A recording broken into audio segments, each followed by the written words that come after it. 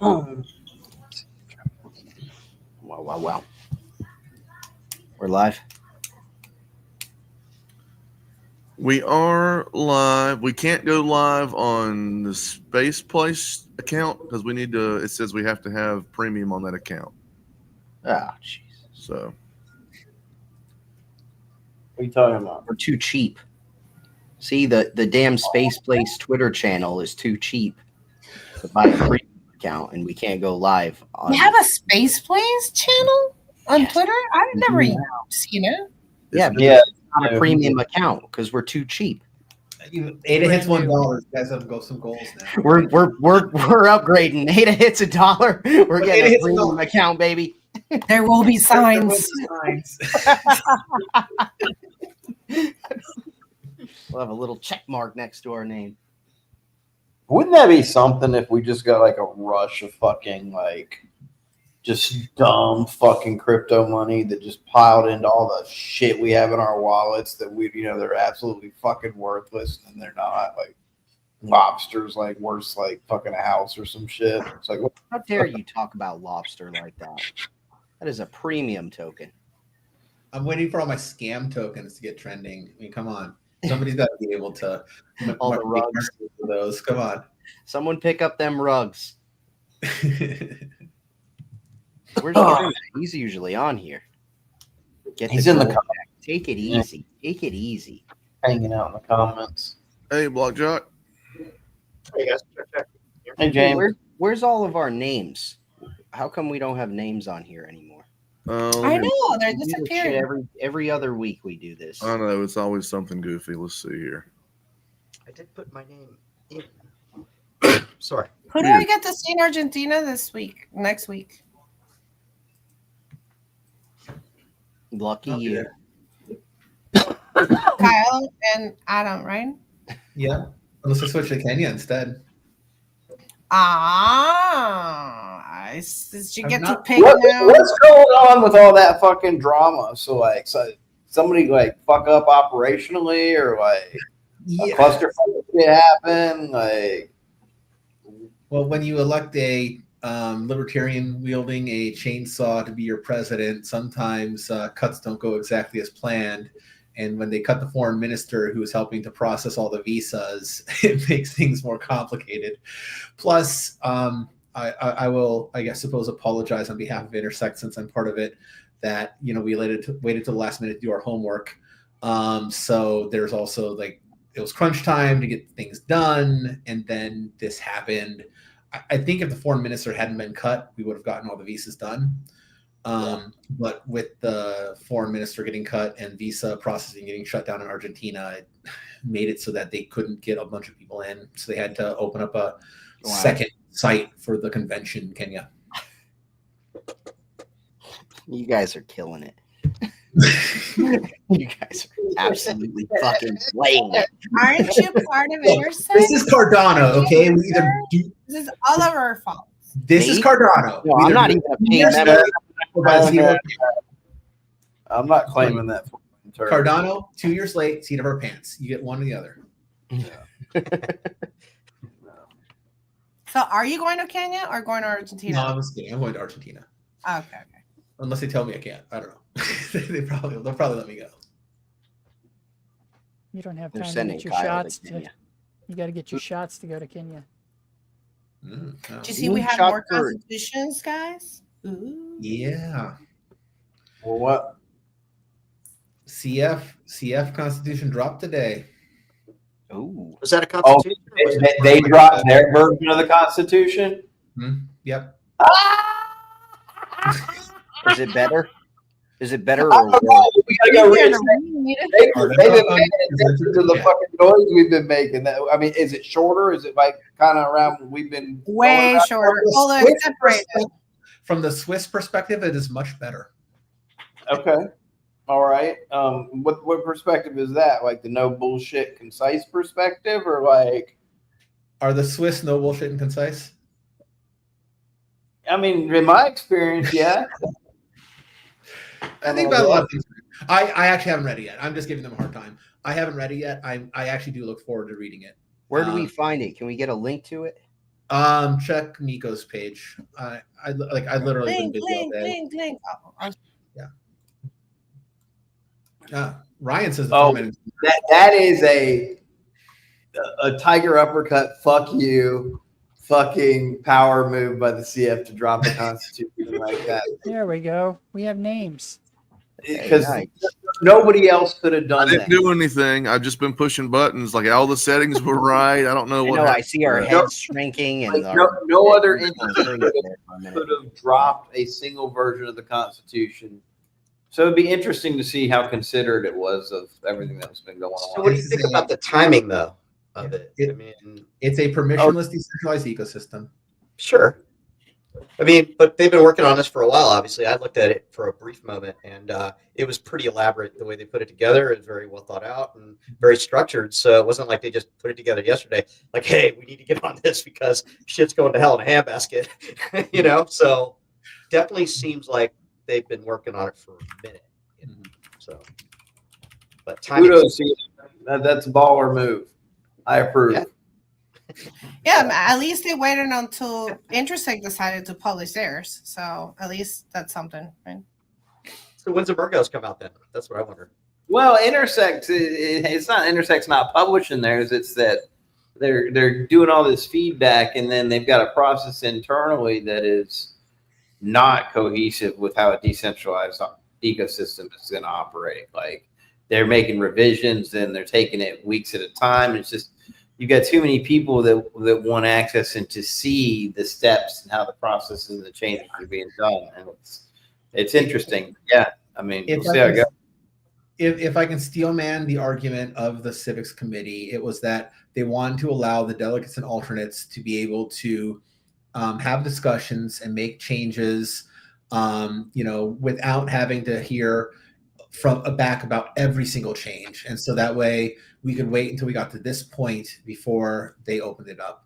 And so I get but the delegates said that it was you guys that wanted to do that, not them. So they said we think that they thought it was the best thing to do it like this because they, for whatever reason, they had wording that they weren't sure to be published yet. So that's what they said.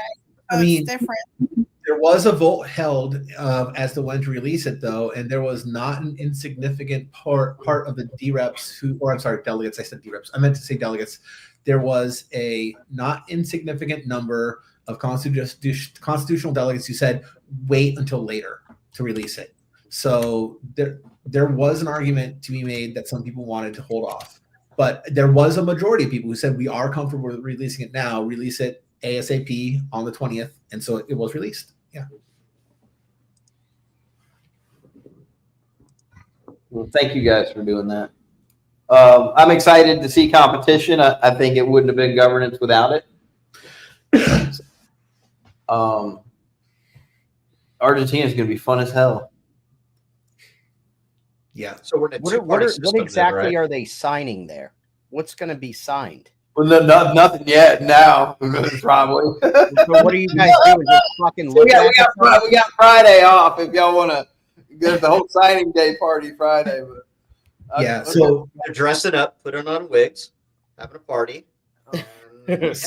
So what they are signing is the draft constitution that Intersect will be submitting for the DREP consideration. So that is what they will be signing. But that doesn't mean that they're signing what will necessarily be the final constitution. Why can't we talk about Cardano Foundation's constitution there? That'd like hijack the whole damn thing, wouldn't it? We'll see. It'll have to depend on whether or not people think that it's within scope or not to look at the Cardano Foundation's constitution. We'll find people, because I'm sure a lot of the attendees will definitely think it's in scope, but a lot of people are going to be like, no, that Listen, ain't. if you sign that thing, I'm classifying you with the people that still drive around by themselves with masks on. You're with those people. If you sign that motherfucker, I'm going to take that list of names, and you're with those people in my book. Wait, with the windows up or down? Either. It doesn't even matter. Oh my god, that's a good one. I don't know. So I put the 3 links there. So the first one is the actual kind of constitution part of it, which is like just 15 pages. You don't count the first or the last, but then and there's like a couple pages of just it feels shorter because of that, but then they have a separate document for the guardrails. So instead of having it all combined, they have it separate. It's really easy to read, I have to say. I like that about it. And they did use the draft, an earlier draft to do this. So it's not like it's from scratch, right? They used the draft for this. Baller move. Baller move. Ian's back again. Hi, Ryan. Hey. Why you look so big? You look huge on my screen. There's appropriate answers to that, and then there's non-appropriate answers to that. Which one would you like? I should have known better. He's got one of those. Ryan, how's our opening music going? Our Spaceplace. For y'all? Yeah. I'm working on it, man. I'm working on it. I posted it in the Spaceplace Telegram for folks to go and play with. I want somebody to take that little thing and do something with it. Is that your pickup line? Yeah, Ryan's working on Doom. Yes, Trim, I am working on Doom right now. That damn 1 minute and 50 long second loop-de-loop. How did that go from the Spaceplace intro music to now this is the Doom soundtrack? Trim's in the comments. Yeah. Telling on what I'm working on. Well, that's what he was whipping up. Elle was supposed to be here today, and then we tried to hit up Elle. And he's MIA. That's not his first ditch on Spaceplace. I usually have to send them reminders when I invite him to stuff. I seen you schedule him. I'm like, nah. Nope. Yeah, it's 10 o'clock his time. He should be wide awake at his young age. Man, he probably got some chicken wings. Just chilling. They got chicken wings in England? That's crazy. I don't know. Maybe. I don't know what this is about, but I don't either. if you're watching Spaceplace, you're going to see HR violation after HR violation. Because of what the reference is. Thank God, so there's no HR violations. Good. Hey, Circling, did you see those pictures? I know you did. The pictures, I guess they were released today or maybe late yesterday of like right below the booster as they were. Oh, it's snowing hard now. Right as it was lifting off, those crazy high-res images, dude, those were so sick. Did the Sorry, camera I'm getting survive? off topic. Was that out of Florida today? It was from the launch the other day in Texas, I It think. was in Texas, Oh yeah, Texas. Florida had one today too. So I want to get to Matt pretty quickly here, but I did want to bring up Gary Gensler's. We kind of knew it was coming. He'd already sort of hinted at it, but today they dropped that little tidbit. I guess January 20th he's gonna bail ship. Good Huzzah. Very nice. Which, to be fair, is sort of customary anyway. You know, It is what they do when you switch Fine. cabinets. That's kind of the right thing to do. Who was thinking that he might just try and Courteous. stick around just to Customary. Kirk? I thought he was gonna try to linger. Yeah, like being at the party, third wheel style, not reading the room at all, not caring either. He's probably going to go work at the Algorand, something over there, He's going to go to Algorand. Since he already pitched it, before he took the other job. He's going to go back to teaching, but I heard it's grade school now. He's not going to be able to do more than 5th or 6th grade, from what I understand, based on his limited experience. His ultimate, the amount of successes he had was just over the top. So, yeah. Good luck on his next venture. Andrew, are you going to take a nap here in a minute? No, why would I? I'm waiting for you to fall asleep. Andrew wants to murder me 10 ways till Sunday right now. That's what he No, we're good. You guys have been working your asses off, man. Congratulations. Oh, do you have the distinction of pissing off Andrew? Yeah, he gave me a bunch of manual work today. He's like, can we? I kind of promised this guy that we could do an album, even though we don't have that functionality yet. So I was like, manually pushing through an album through Noom. Whatever. But we got it minted today. So Christmas album? I mean, that seems pretty good. No, but No. I can't. I can That's- tell you. So you do have albums though? But I Not can just say No, singles? no, we don't. No, we don't have albums. No. You heard. Hold you on, heard I it. just was going to When tweet that out. album? Every album is 6 hours for Andrew. No, we don't have When albums. fucking albums? I'm not doing that at all. We need you over at USDM. So Yeah, exactly. I got day jobs. That's right. No, yeah. But one of those singles though on the album might be being nominated for a Grammy though. So fun times. If you know where to look, you can find them on chain. Yes, you can. Hey Ryan, your game I is may or may not drop a link here soon. What's my gain, Chris? it's low. I got you.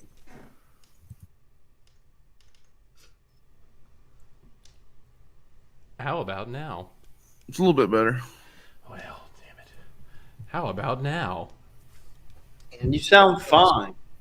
Chris is just deaf. We're gonna go with that. No, there's easily 3 dB difference between you and Kyle.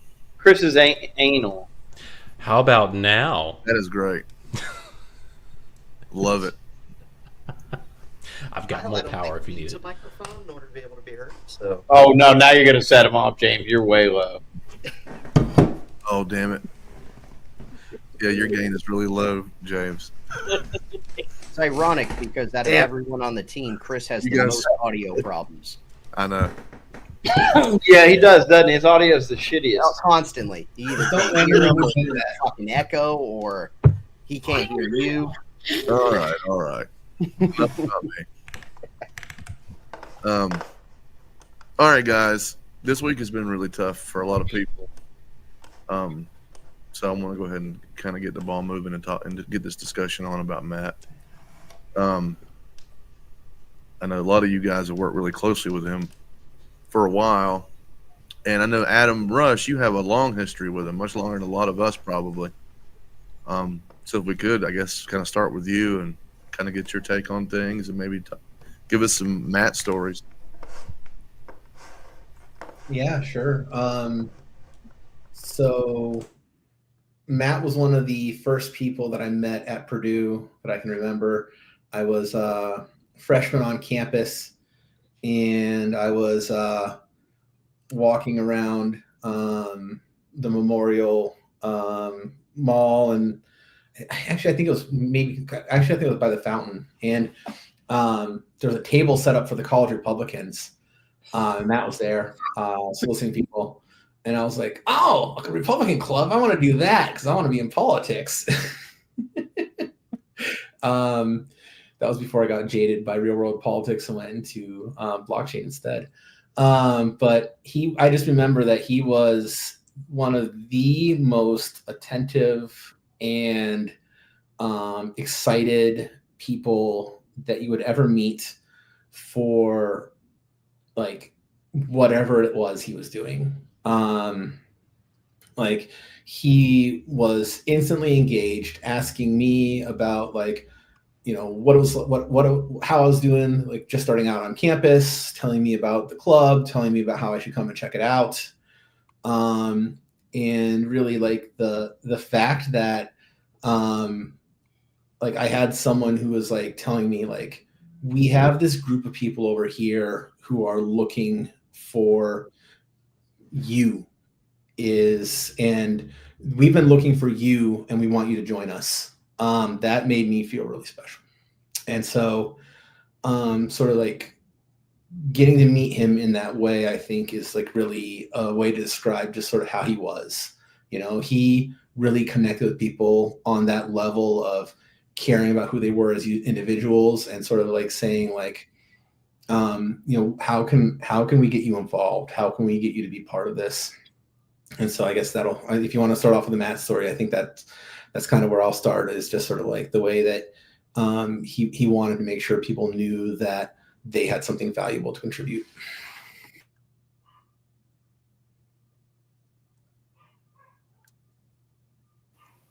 That's awesome. It's a sad situation, man. Yep. Yeah, That really was him. He was very much like that. Like, I know we talked a lot about it recently, and I know you guys were super friends. And I'll never forget when I first, met him. Like, during those times we were doing a lot of spaces all the time. We had the Ada Cafe. I don't know if you guys remember.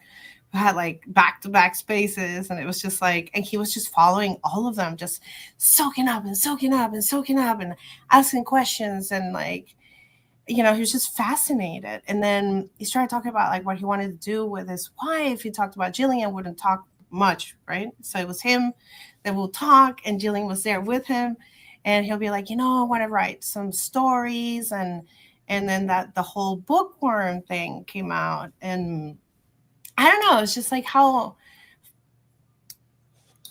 excited he was of everything, which is very he's very enthusiastic, right?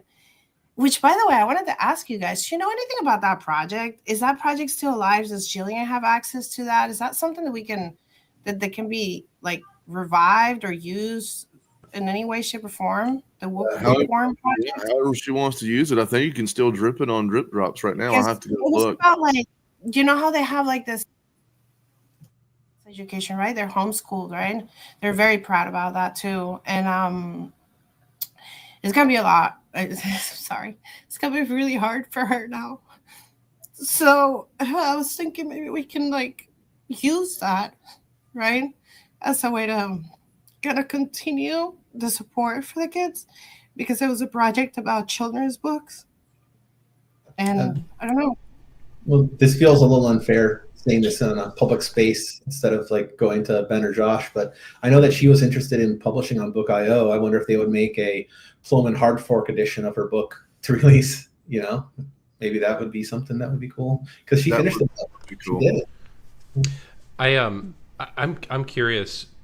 Not that we need to say this publicly, but end of life plans for crypto assets and just portfolios and stuff like that. Andrew has brought it up before, obviously, and anybody that has a company, we all know that. But I do think that brings to light having that stuff taken care of, and I know she has a community to help her figure some of that stuff out, and close people like Adam and whatnot. She's good. In fact, our team, we had that conversation in Dubai just a few weeks ago. At dinner, we sat down, and I usually tend to start that conversation, but yeah, we had it, and it's like, yeah, this is very morbid to have this conversation, but we as a team need to have it, and it was good that we did have it, and everybody had pretty much buttoned up their own crypto world, so that was a good discussion. And if you're on a team, or even if you're just an individual holder, make sure you have plans in place for your crypto assets. Yeah, and I'll say that Jill's fine because she knows how to work the blockchain, but my wife has also learned a bit about Cardano and how to run her wallet. But I've also, I would recommend everybody, talk with your spouse, partner, next of kin, to let them know like where it is that you keep your hardware, where it is that you keep your backups, what your plans and intentions are for end of life, and a trusted person that could help them navigate things if they are not technically inclined themselves. Because that's one of the key things, is that they may not be a person who is a natural self-custody person, and that's fine. Not everybody is. So you need to have somebody to be your backup, that you can say like, hey, my friend so-and-so will help you navigate this. They will help you make the claims.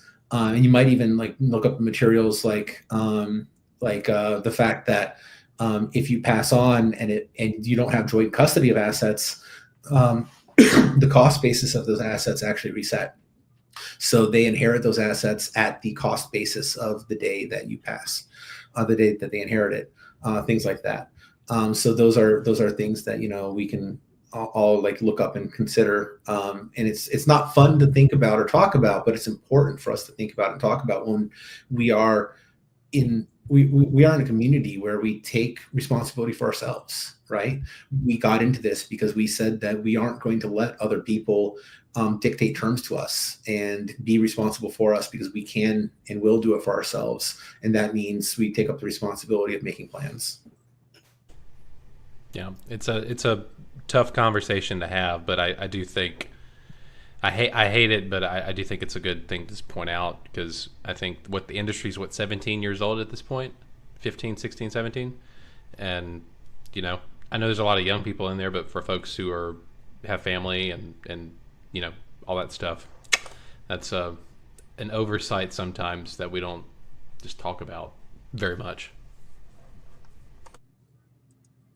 Yeah, no, for me personally, me and my wife have had those conversations. I think I went in for a relatively gnarly surgery and had to be put under. And you never know, with those things, And so I made sure that we went over everything together in order to ensure that just in case I didn't make it out. Of course, she's like, I don't even want to talk about it, and it's very difficult to have that particular conversation because you want to remain positive.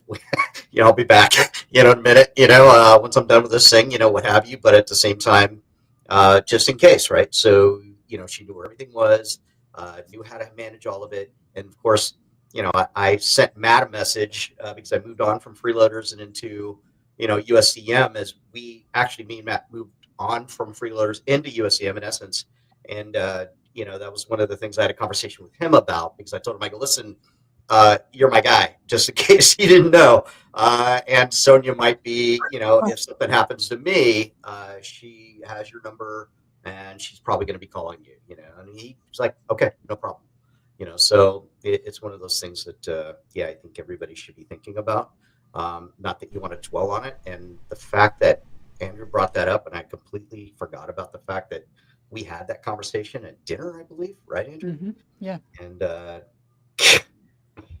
how weird that is, that happened. To kind of run into a story with Matthew, in the beginning, we used to hang out in Santos Tech Space quite a bit. He would come on to Cardano over coffee, but really where we I think he had more time at the end of the day. And so we'd hang out in Santos Tech Space, and he ended up talking about what he did and where what he was doing at the time and what have you. And then I just sent him a message one day and I said, listen, I think you would be great to be on Freeloaders, with Steven and Chris and everybody. And he was enthusiastic about it, jumped in the Discord. It went okay, and I won't go into reasons as to why it didn't go okay, and it had nothing to do with Matt or me.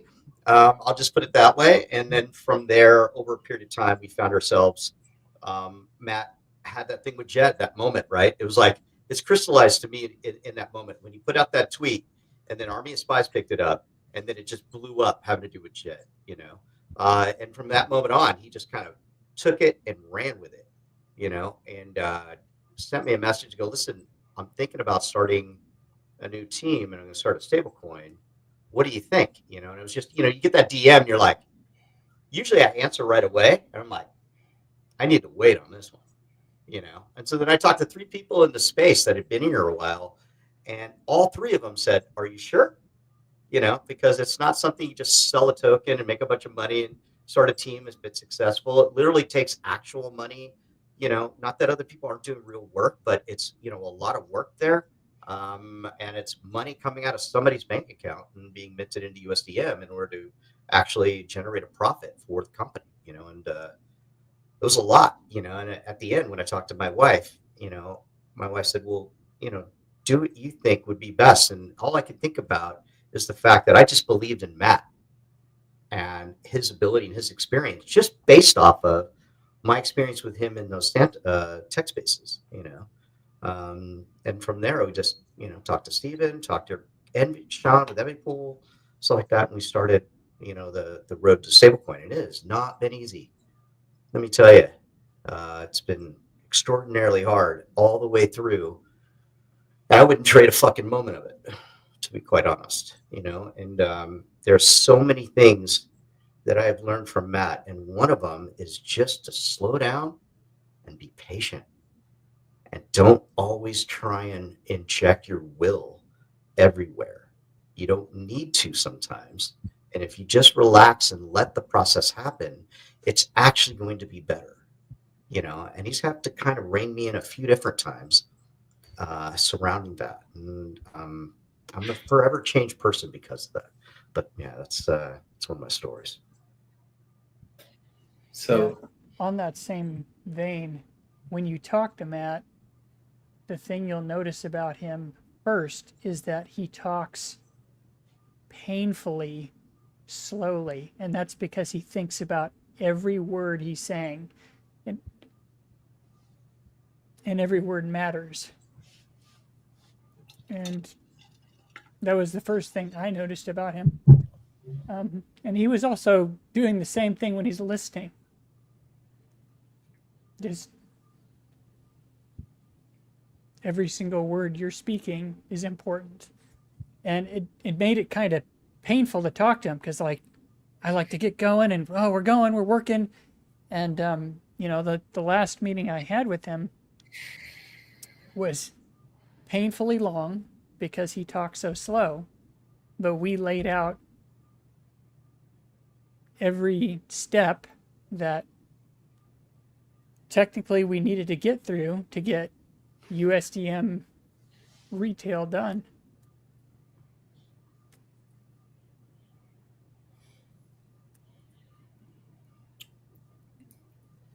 So we have a good roadmap.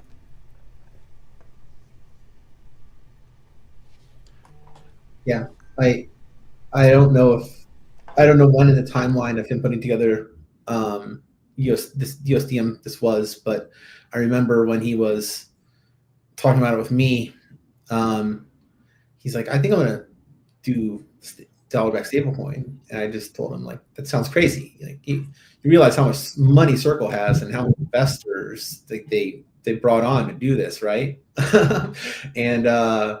and he's probably like, but they have clawbacks and they have locks and freezing and they have a crappy blockchain and like, well, he what he said was, actually he didn't. What he said was, he goes, I can do all that. I do all that for my job. Like, that's what I do. I live and breathe that. What I need is to talk to some people to bounce around the ideas of the technicals and to bounce around the ideas of how this works on Cardano. And he just wanted to talk about it. And we had several conversations about where I saw it from, like, how it could work in some ways in a DAO perspective, in some ways how it would work from like a Cardano perspective. And I have this memory of just, I do this sometimes when I'm in meeting on calls, of just sort of pacing around my living room. In my head now, still, it's like in my head, Matt is there in the room with me. I think he was just on the phone with me because we did a call with one of my other friends, Rudy, he's in TradFi, and cybersecurity, and talking because Matt wanted to talk through like what it would look like to provide the security infrastructure for things. And so, and just the questions he would ask, the way he would lay everything out. He could lay out in a way that I could understand it, his world of finance and why, what dollar equivalent assets are, what is allowed by rule for fiat backing, and how he was going to build the compliance structure of this. And then he could ask the questions of to many people who have been in Cardano for far longer than him of how Cardano worked, so he could gain that understanding. And then he could also talk to our friend who had also gone to Purdue, who was a cybersecurity expert, and get from him like how those pieces fit together. And just to see him put the pieces together was I didn't realize at the time how magical it was. But that was one of the things that he was just masterful at, of being able to gather all that information and just synthesize it in such a great way. Yeah, no, he could pick up anything he wanted to. Super sharp guy. Like, he's a banker, but he writes Python code. Like, I've seen his code. Half of his code is still running some parts of USDM just because he's a, pick up the tools kind of guy and let's get something done. Yeah, it kind of reminds me of you, Kyle, in that way. It's like, yeah, you're primarily on the business side, but people don't know that you can be technical if you want to be. So Yeah, he came on Spaceplace a couple times. Yeah, And we had always open. oh, sorry, Kyle, go ahead. I was saying he was always open to hop in. You know, like Matt was a real one. He's just a unique entrepreneur, and definitely was carving his place in the universe. And you know, for me, like the hardest part about it is, you know, Matt and I were really cool. We weren't super close, but we were really cool. You know, like and I've got a relationship like that with a lot of CEOs in the space and project leaders. But for me, you know, is you know, and I had to kind of go through this myself. Is you know, watching everybody grow. You know, all you, everybody here is growing on a journey, right? We're not the same people we were when we showed up, and it's the path. You know, Matt's growth is just so tremendous, and it was such an amazing trajectory that is not only there's a gap, there's a hole now, and it's a massive opportunity for somebody to step up and to really help continue that mission. It just sucks that it's you saw so much purpose that is just, you know, it's not that it's not gone, because the team is still there, and there's such a beautiful initiative. Like you said, there's a roadmap there, but just to see that sort of trajectory and for us to lose that talent. I mean, we were blessed to have that type of talent to begin with, like unbelievably, right? Like, it's just tragic. It's tragic. I mean, I don't see there's no other way to describe it. It's a huge loss. Yeah. And he was brilliant. You know, I became friends with him on Twitter long before I ever had any real discussions with him. And so I didn't really know much about him. And then when I first saw the stablecoin thing pop up, my thought was the same as a lot of other people's. I'm like, you're insane. Why would anyone want to do this? And anyway, the first time he came on Spaceplace, I was blown away, because we were in, I can't remember what the overall topic was, but I mean, economics, the dude's spot on. He knows that shit. He knew this shit. So I was impressed with him, and he was fun to talk to. You know, we had a couple of conversations about different things between us and Drip Drops and different things they were working on or whatever. And he was just always really cool to talk to. I've actually got a clip. About anything you can talk to Matt. I've got a clip I'm going to share. I got a couple clips I'm going to share at different times. I got one that's from the summit this year, literally just a few weeks ago. I want to share that later. It's about 5 minutes long, but it's really good. But I got a little 20-second clip here I'm going to share. Let me pull that up real quick.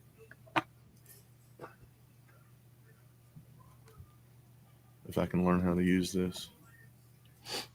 What did I do?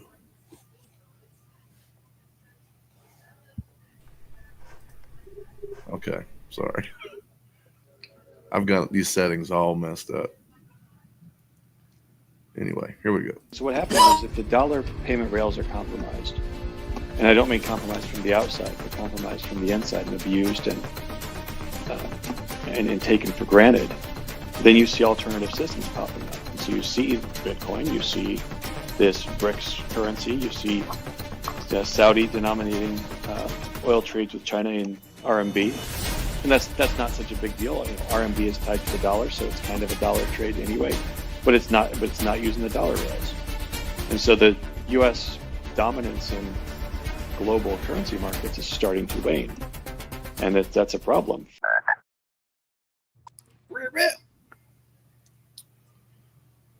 Yeah, little sample of his genius. He definitely had his finger on the pulse of what was going on, not just here, I mean, globally, economically. He thought about in that regard, having to do with this the Dubai Summit, and he sat there with 4 others that were all in their rights, had done quite a bit. I mean, the co-founder of USDT was in there. Benoit, I can't remember where he was from. There was another guy. All of them had done very well already. And I found at one point or another where when Matthew was speaking on the subject, everybody else was intently listening and actually learning right at that time. And it was just simply because his experience within the industry itself and the bridge that he brings from trad into crypto. That's one of the things. Me and Eddie stood or sat next to each other and just kind of cheering on what Matt was doing at the time. It felt like I was almost at a game and watching as somebody was, just hit a home run and trotting around the bases, and me and Eddie together that, like, I don't know, 3 or 4 times within that 30 minutes I think they had. It was absolutely amazing to me, and I'm like, fucking A, this guy. It's just crazy.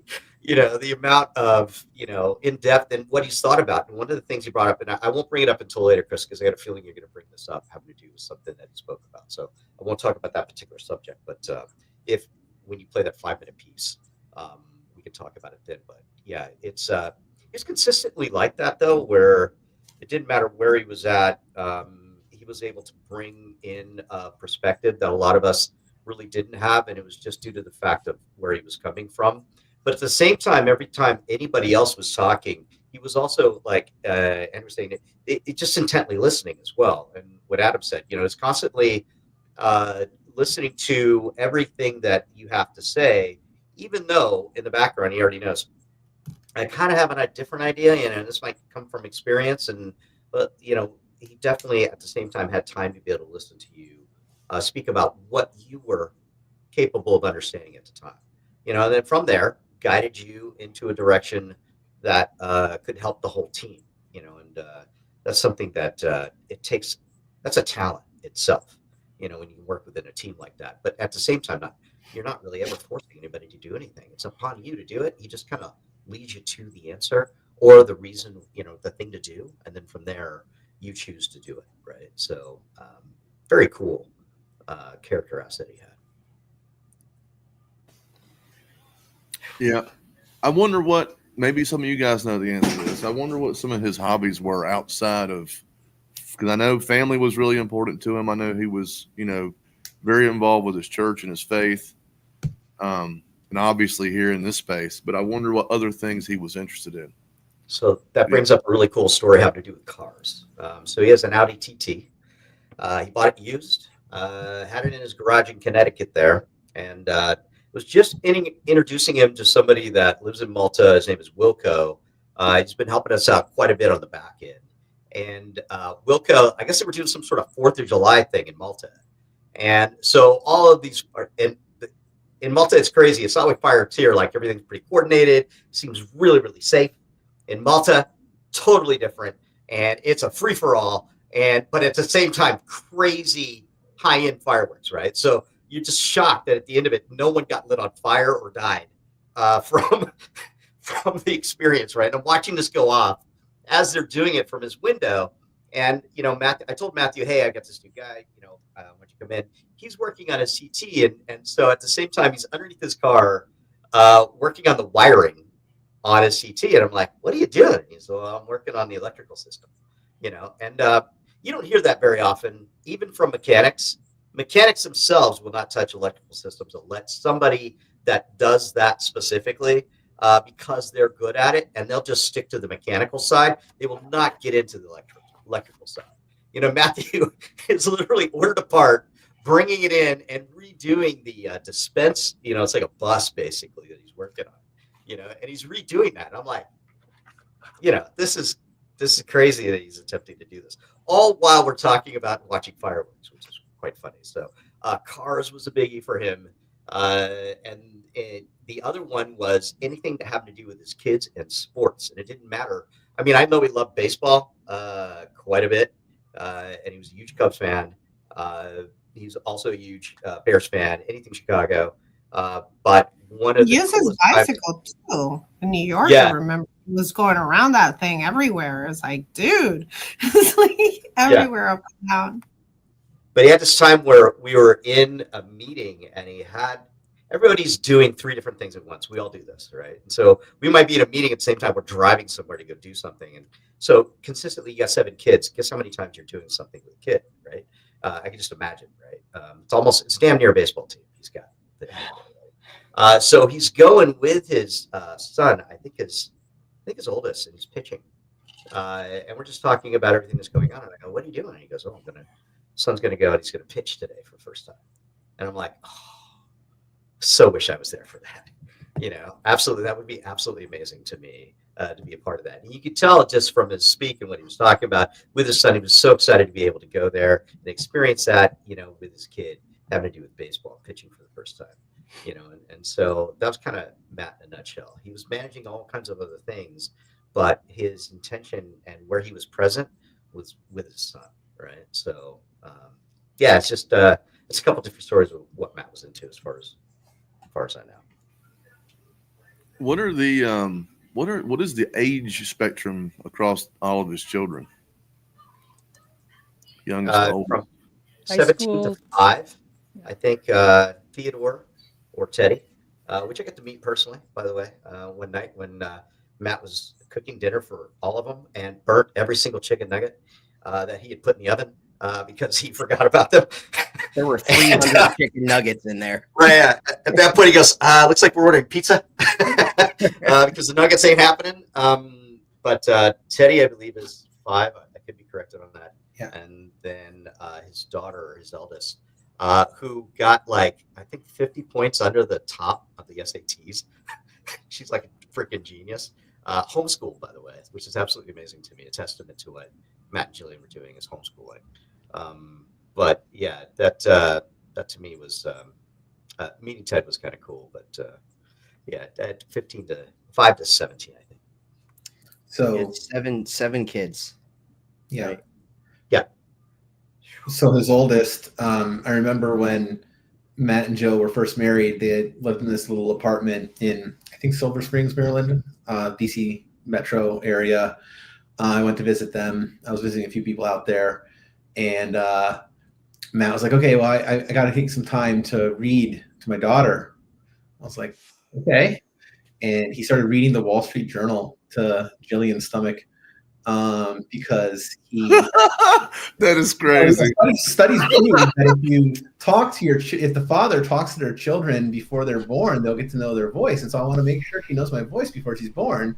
And I need to read the Wall Street Journal anyway. So this is pretty good. And I figure that maybe she'll pick something up if I'm reading the Wall Street Journal to her. So I'm just like chilling. I think I was asleep. I slept in their living room that night, and I'm just like chilling and having a beer or something and listening to the other room, Matt read the Wall Street Journal to Jillian's pregnant belly, so that their daughter could absorb all of that. So maybe that paid off. Maybe if anyone's out there and they have a child that's going to be born, start reading to them early. And I mean really early. Studies prove that it's effective.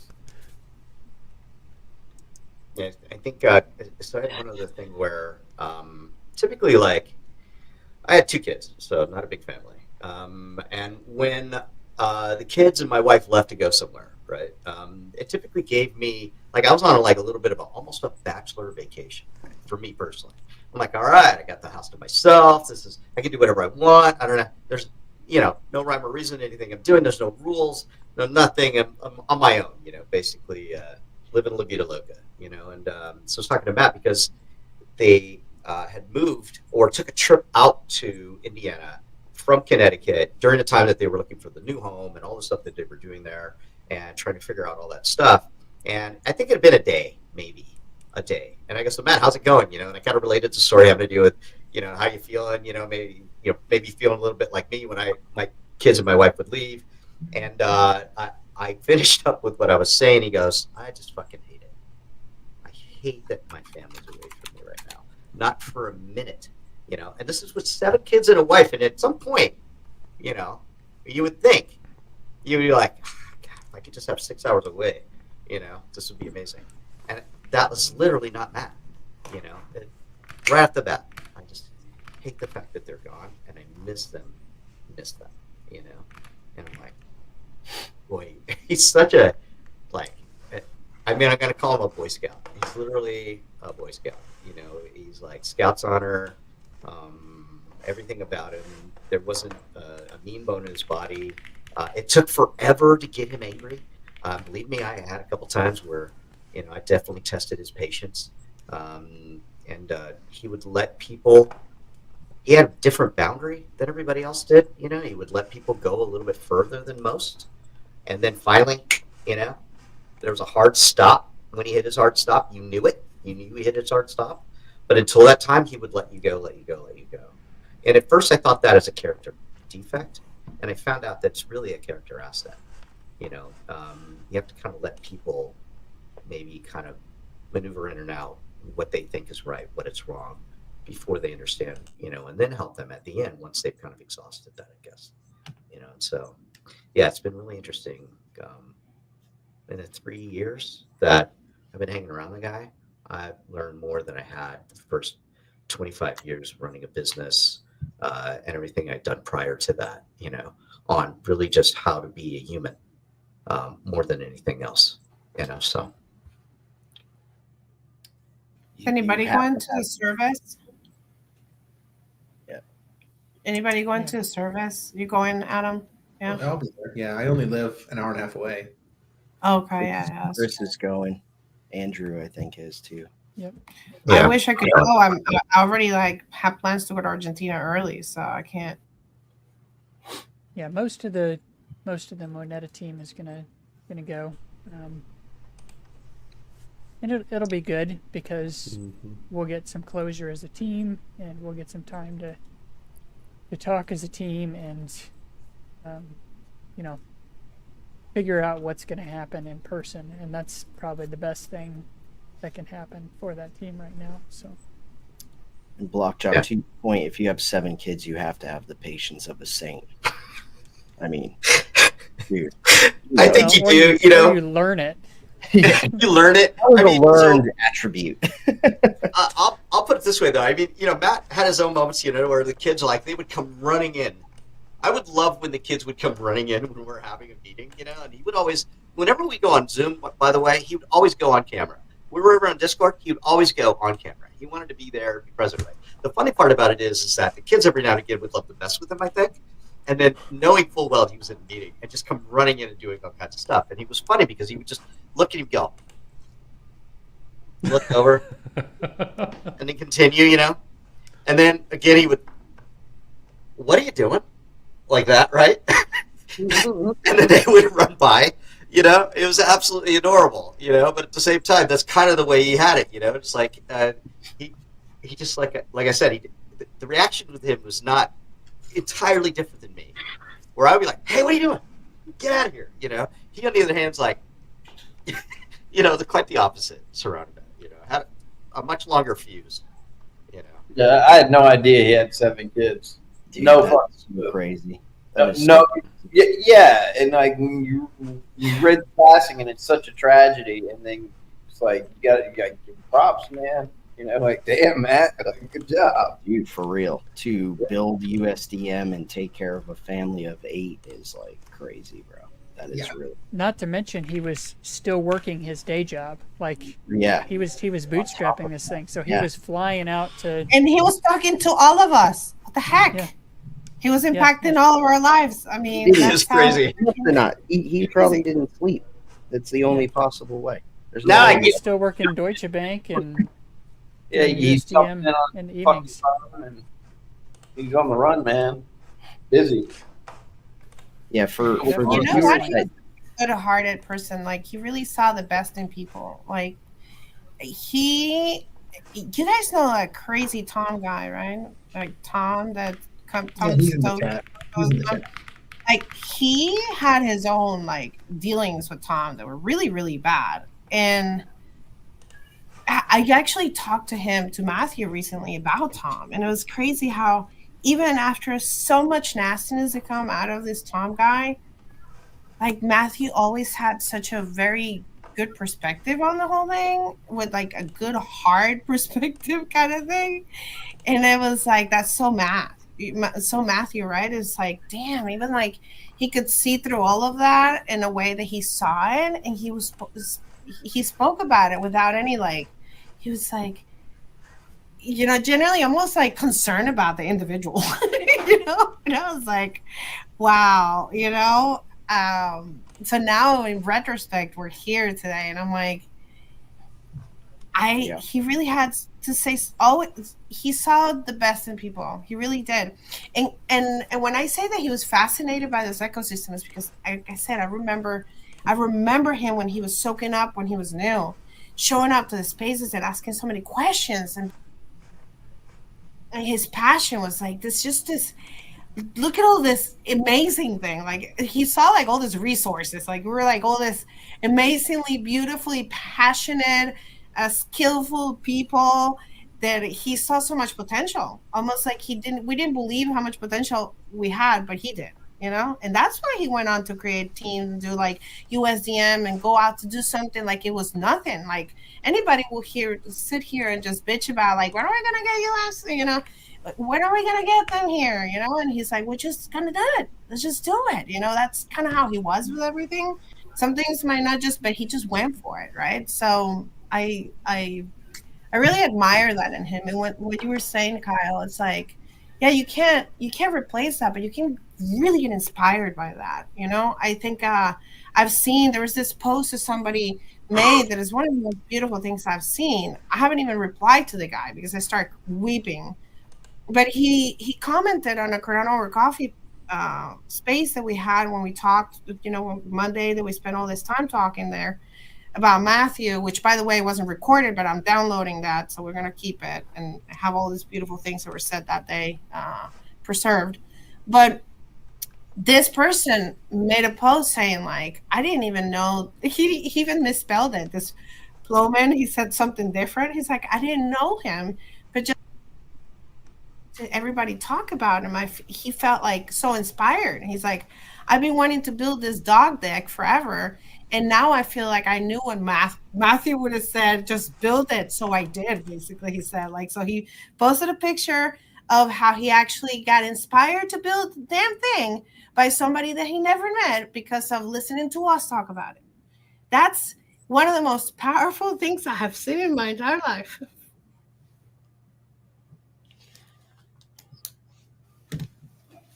Yeah, that the Twitter space that the Manana team had, I guess it was was it Monday? Was that space? We joined Cardano over coffee. That's right. That was a powerful space. Yeah, we had Charles in there too. Yeah. Yeah, because I gave him a heads up. Well, we discussed like who do we give a heads up, and he was one of them because it was like, Charles, you're probably gonna be asked to comment publicly on this, so I gave him a heads up the night before we went on the Twitter space. Thank you for coming to Cardano or Coffee, by the way, Andrew. I really appreciate it. Like, that was like a home for Matthew. We loved him there very much. Yeah, that was all James's idea. He's like, yeah, we should do that. He's like family. It really was. I have to say, I wasn't really looking forward to it in any way because I didn't want to wasn't really wanting to. There's a bunch of stages of grieving, and I'm in the bargaining stage, where I'm like, how do I, I don't know, it's just fucking stupid. And I didn't really want to talk about it. And then once we started the space, the first time I really couldn't get through it, and I had to mute. And then after that, a bunch of people came in and started talking about their experiences with Matthew and how he helped them in some way. And it was just so heartwarming. And I knew who he was as a person, so I knew he had impact there, but I had no idea. And I don't think we've actually heard everybody that he's ever talked to or impacted in some real special way, right? And after that, I started to ease into it a little bit. And I was just, at that point, I started to become grateful and thankful that I was a part of that and could be there and just listen to others share their experience. and then of course their hope, right? Their strength and their hope, and it's something that for a lot of you maybe don't know, maybe they're listening, that been part of an anonymous program for forever, and it felt like I was in a meeting and we had just lost somebody in that meeting, that we'd known for years, and it was a very much a cathartic space for me, and it allowed me to start accepting the fact that he's not going to be here anymore.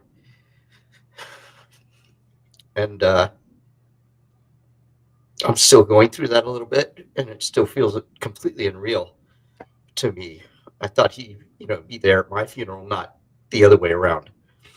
Got him by a few years, so that's the way it should have gone.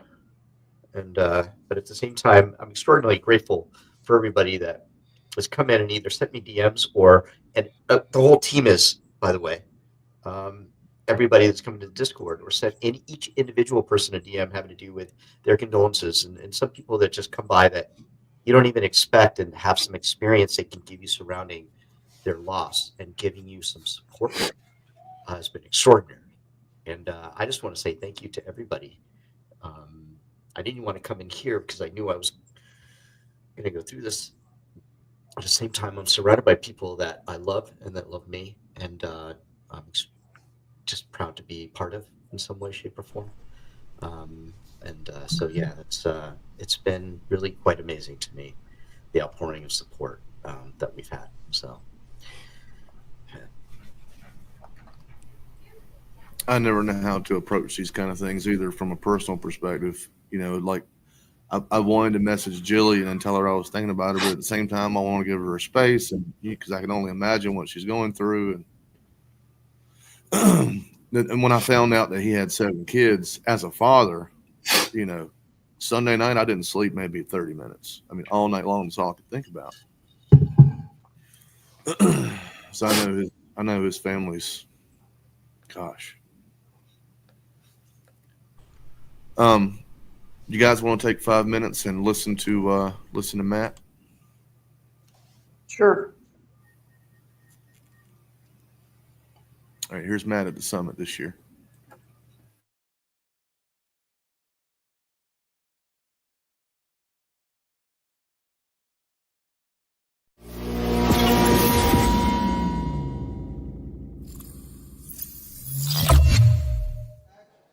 Welcome back, Web3 TV. I'm Cristina Nájera, and today we are at Cardano Summit with Matt from USDM. How are you doing today? Very good, thank you. It's been a wonderful conference. Yes, 100%. I'm very happy to have you here.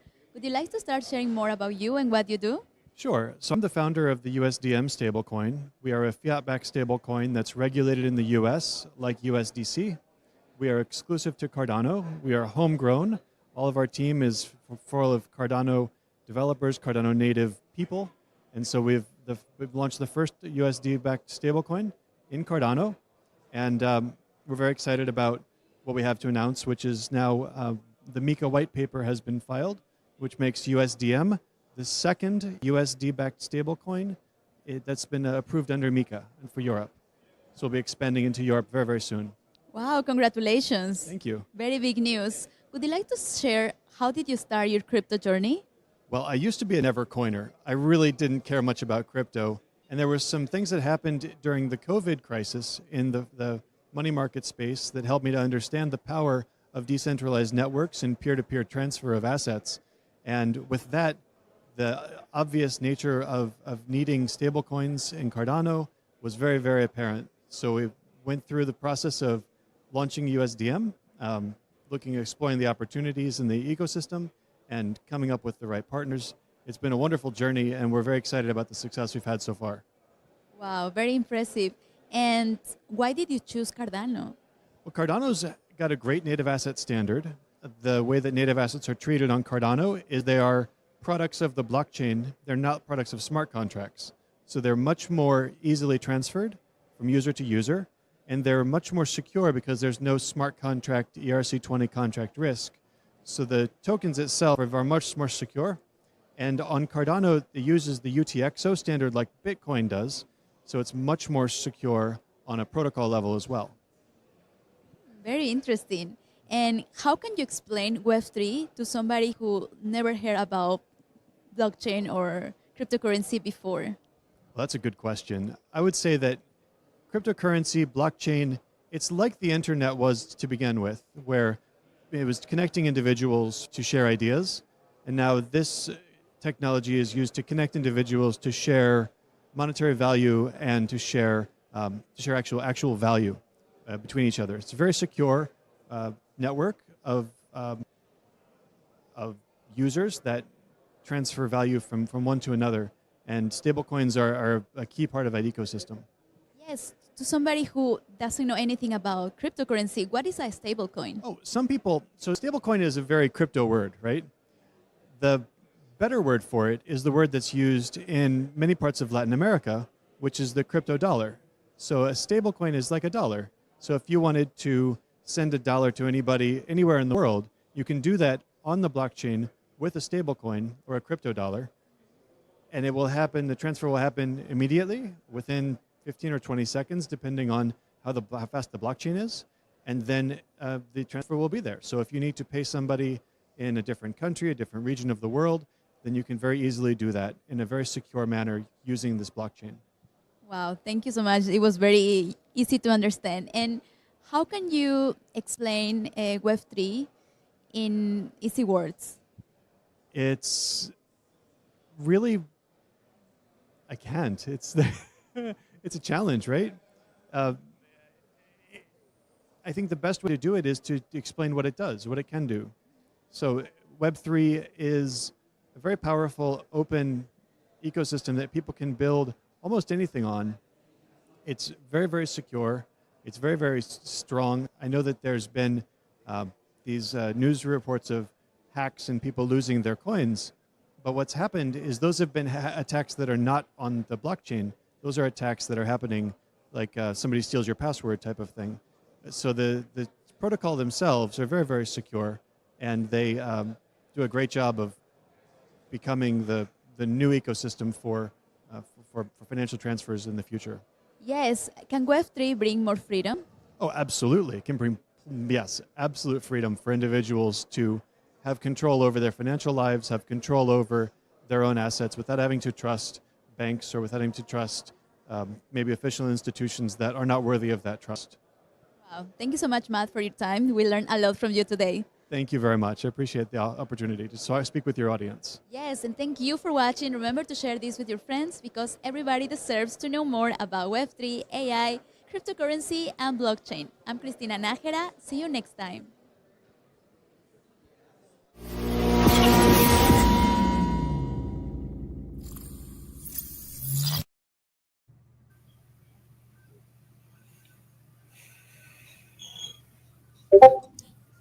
Like, describe Web3 in 3 words. I can't. I can't. Yeah. It's super analytical. He's one of those crazy smart people. I know a couple of them. That's a crazy smart person. Yeah. For people that are watching, if you don't know who Matt is, obviously, if you haven't put that together yet, he was the founder of USDM. He was born on August 11th, as you see on the bottom screen here, so he passed away at 44 years old. He left behind his parents, Leo and Carol, wife Jillian, and 7 kids. Oh, man. It's brutal. I think I didn't know him that well personally. I know him much better now through you all, which is a pretty big testament, I think, to his impact on the community and on the community in general. I think when stuff like this happens, I'm sorry is one of the most inadequate words in the human dictionary to describe any type of pain or anything like that. Dealing with tragedy and loss, we a lot of times try to make sense of it all. And a lot of times there's just not. It's just a bad situation. And I think, like you said, there's different stages of grief. They come in different orders and they happen at different times. There's no time frame. and there's no right or wrong way to honor that memory and to process that grief. So, hell, it could be a year down the road, and somebody wants to raise a toast a year down the road from now. It's fine. I do think it's a pretty special and amazing thing to watch as somebody who didn't know him that well personally. See you all talk about him with such love and just connectiveness. I think that honestly, that legacy is something that's to be celebrated. And I think that one of the beautiful things is those 7 children and his wife and his parents that he's left behind.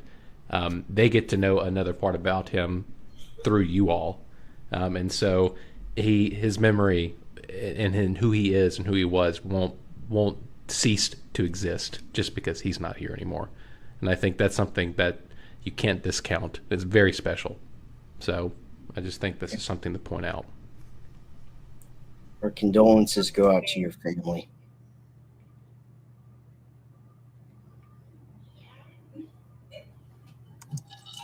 Yeah, there's one of the experiences that I had with Matt is that we were in a meeting, like I think we were about 6 months in, maybe 9 months in, and we didn't get the support that we were looking for in Fund 9, and we'd actually gotten quite a bit of upvotes, but we also got an extraordinarily large number of downvotes or no votes. Welcome to the club.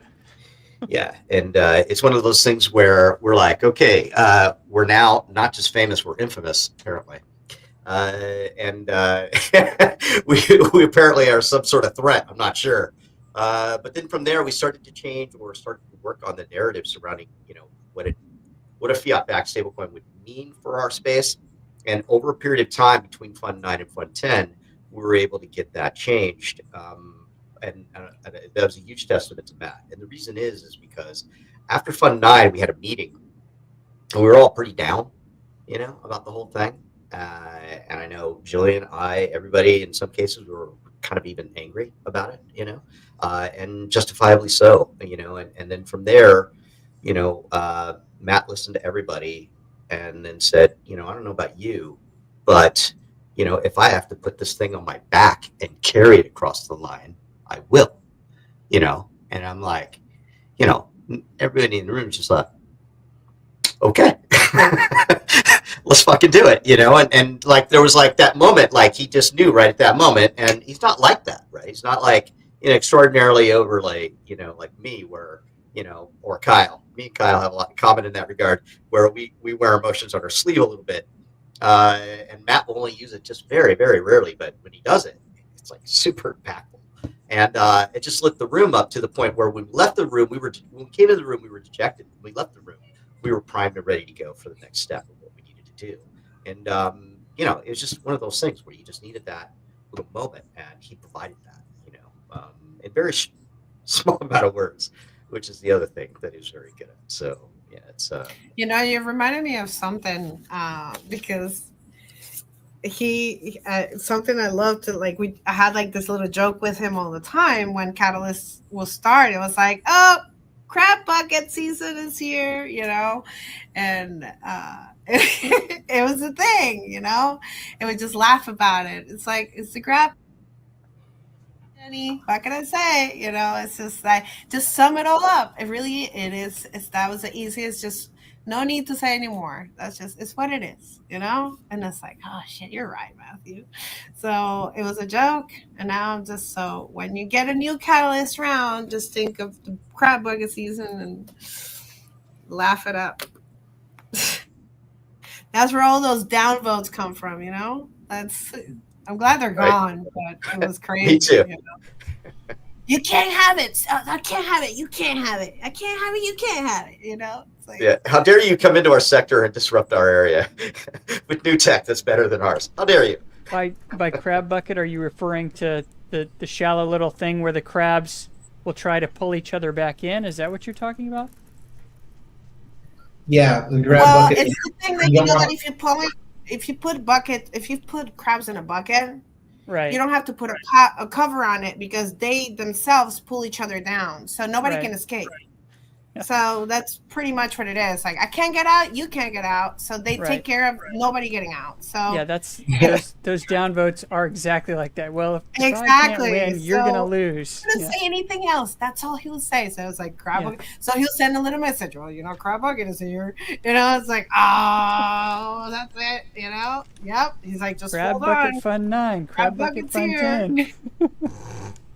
This will become really negative, and you're like, everybody's a grifter, that kind of stuff. So, it was crazy. But he had his way, and I love that about him. Grifters and value extractors. That's what they label you. You're a Right. value extractor. Or a cabal member. Yes. Yeah, but the value extractor, I've heard that a lot. And that's like, what are you talking? That's so rough. It's like, yes, we have to extract some value to make a living here. That's the whole point of it. We also It's a have to grant give system. value. Right. Yeah, what the heck? You're supposed to live on hopes and prayers, Andrew. No, everybody I've met has told me that you're supposed to make me money and you don't get anything. That's what everybody has told me. So You're supposed to keep working your day job and pay for your project. yeah, That's what you're supposed to do. that's right. Yes. Yeah. Speaking of which, when we lost Steven, and he stepped down unexpectedly, and we were talking about what we needed to do, and of course Matt was looking into writing Python scripts and everything else he was doing. I'm like, what are you doing? And he's like, I'm writing my own Python script. And I'm like, okay, let's go. I'm glad you're here and you're doing that because I'd be using ChatGPT to do that shit, right?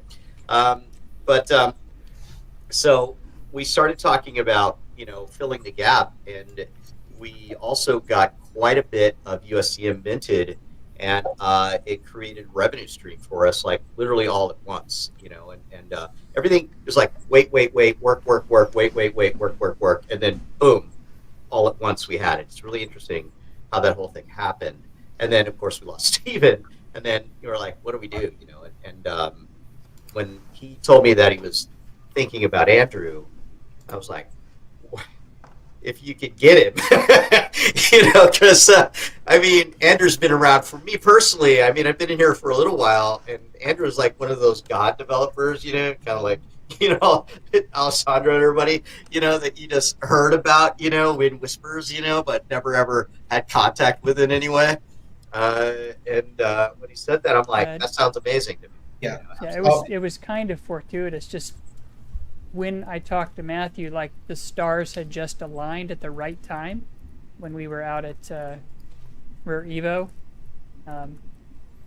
because we were in the very bottom of the bear market. Everybody was hurting. My stake pools were hurting. Like I was looking for regular jobs again.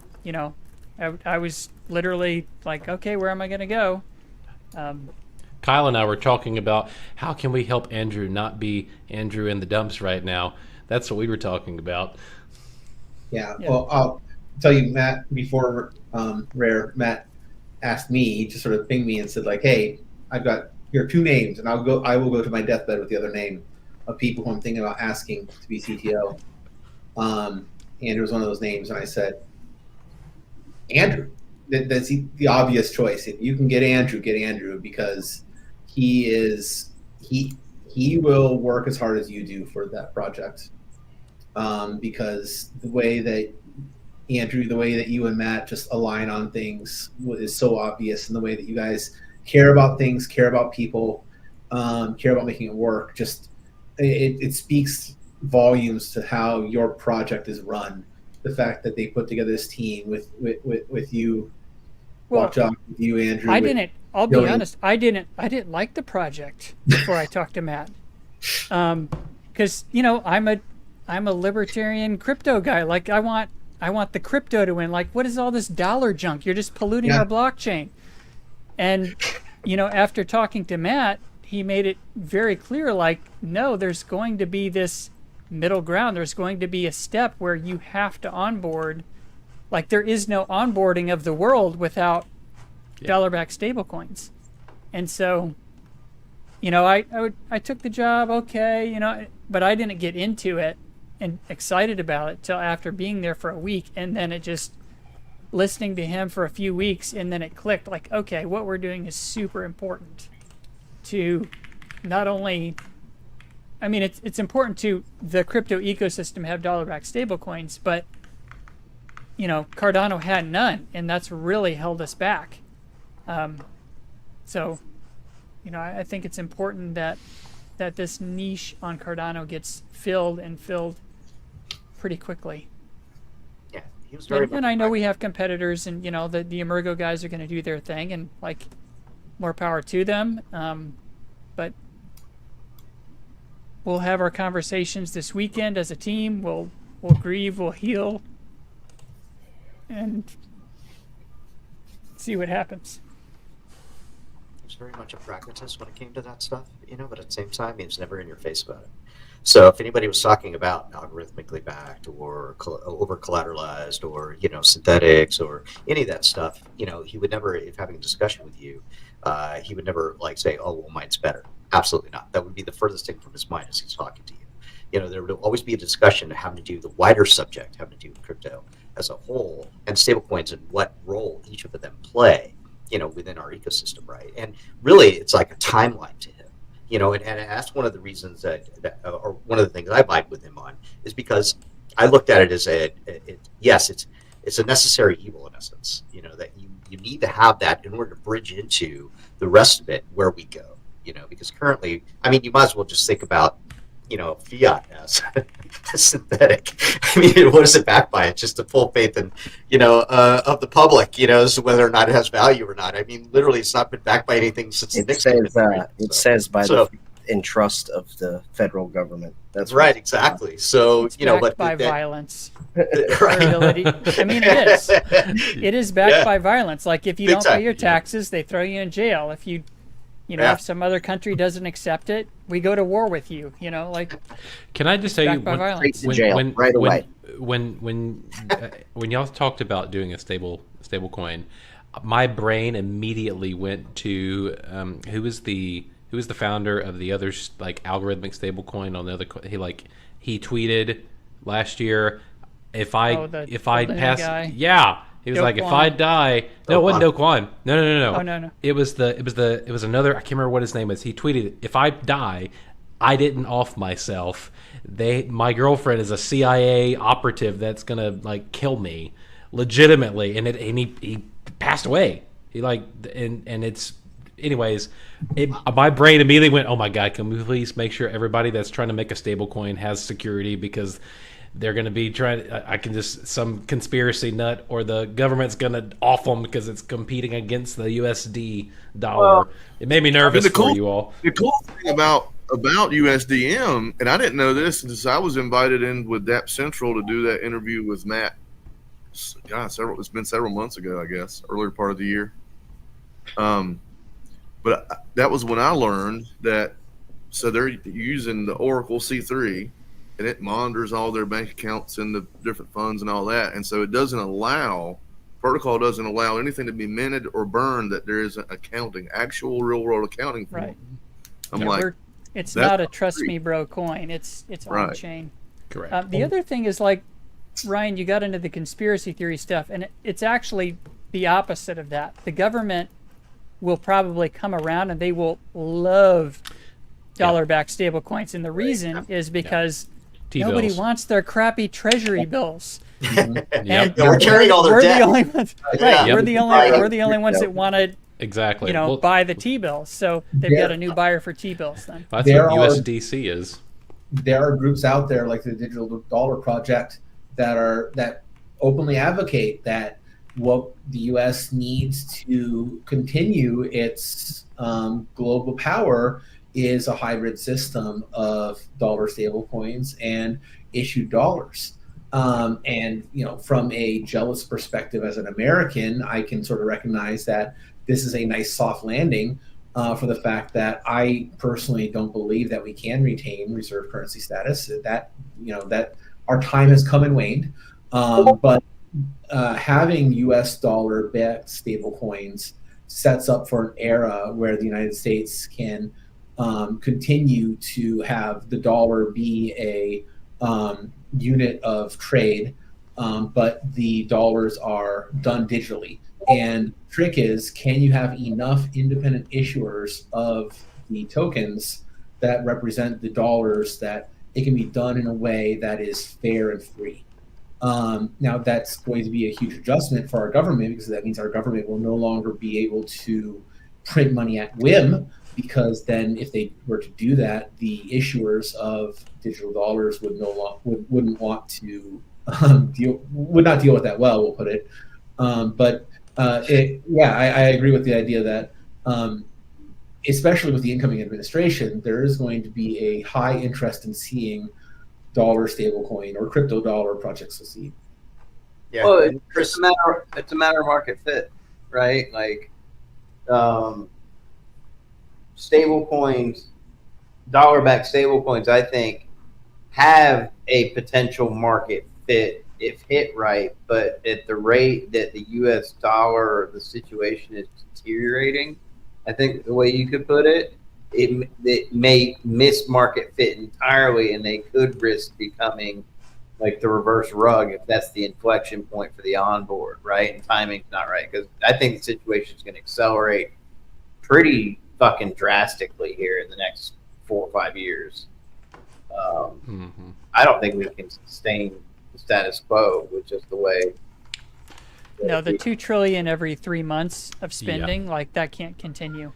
No, I can't. It'll depend on whether they're able to actually do this Doge cutting and be able to really rein in the spending or not.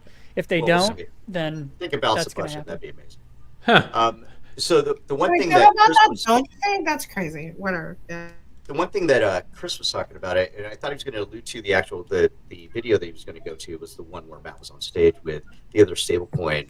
It having to do with stablecoins, and the one thing he mentions, and this is also he mentioned in that other video, which is having to do with peer-to-peer exchange, which is extraordinarily important, because if we give people power to have peer-to-peer, no matter where they live in the world, you no longer are confined by a particular fiat currency anymore. Which I think is extraordinarily empowering. Right. The other side of that is that when Matt talked about, and I think he'd probably been thinking about this, but he had never mentioned to any of us, having to do with a layer 0 or a layer X, having to do with stablecoins, so that each one of them could then operate within and communicate with, like a Forex exchange of some sort, where they could, interoperably be able to be exchanged one for the other, no matter what stablecoin you have.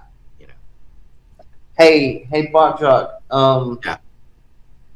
Could you craft a stable coin that the purpose would be kind of like to mitigate the risk of a collapse of fiat financial systems, but base them on fiat financial systems? So kind of like have it as a mutual index fund of not just dollar back, but different currency. I don't know if that would mitigate risk or not, but you understand what I'm saying? Like, maybe I'm a financial goofball, like, for the most part, but like, from a product crafting perspective, could you create the system's going to change? The status quo can't continue. Sure. It is like there's going to be a massive change, and how can you best facilitate and mitigate the risk of people across such a global change, right? Are you talking like an ETF of stable coins, that like a coin issue that's its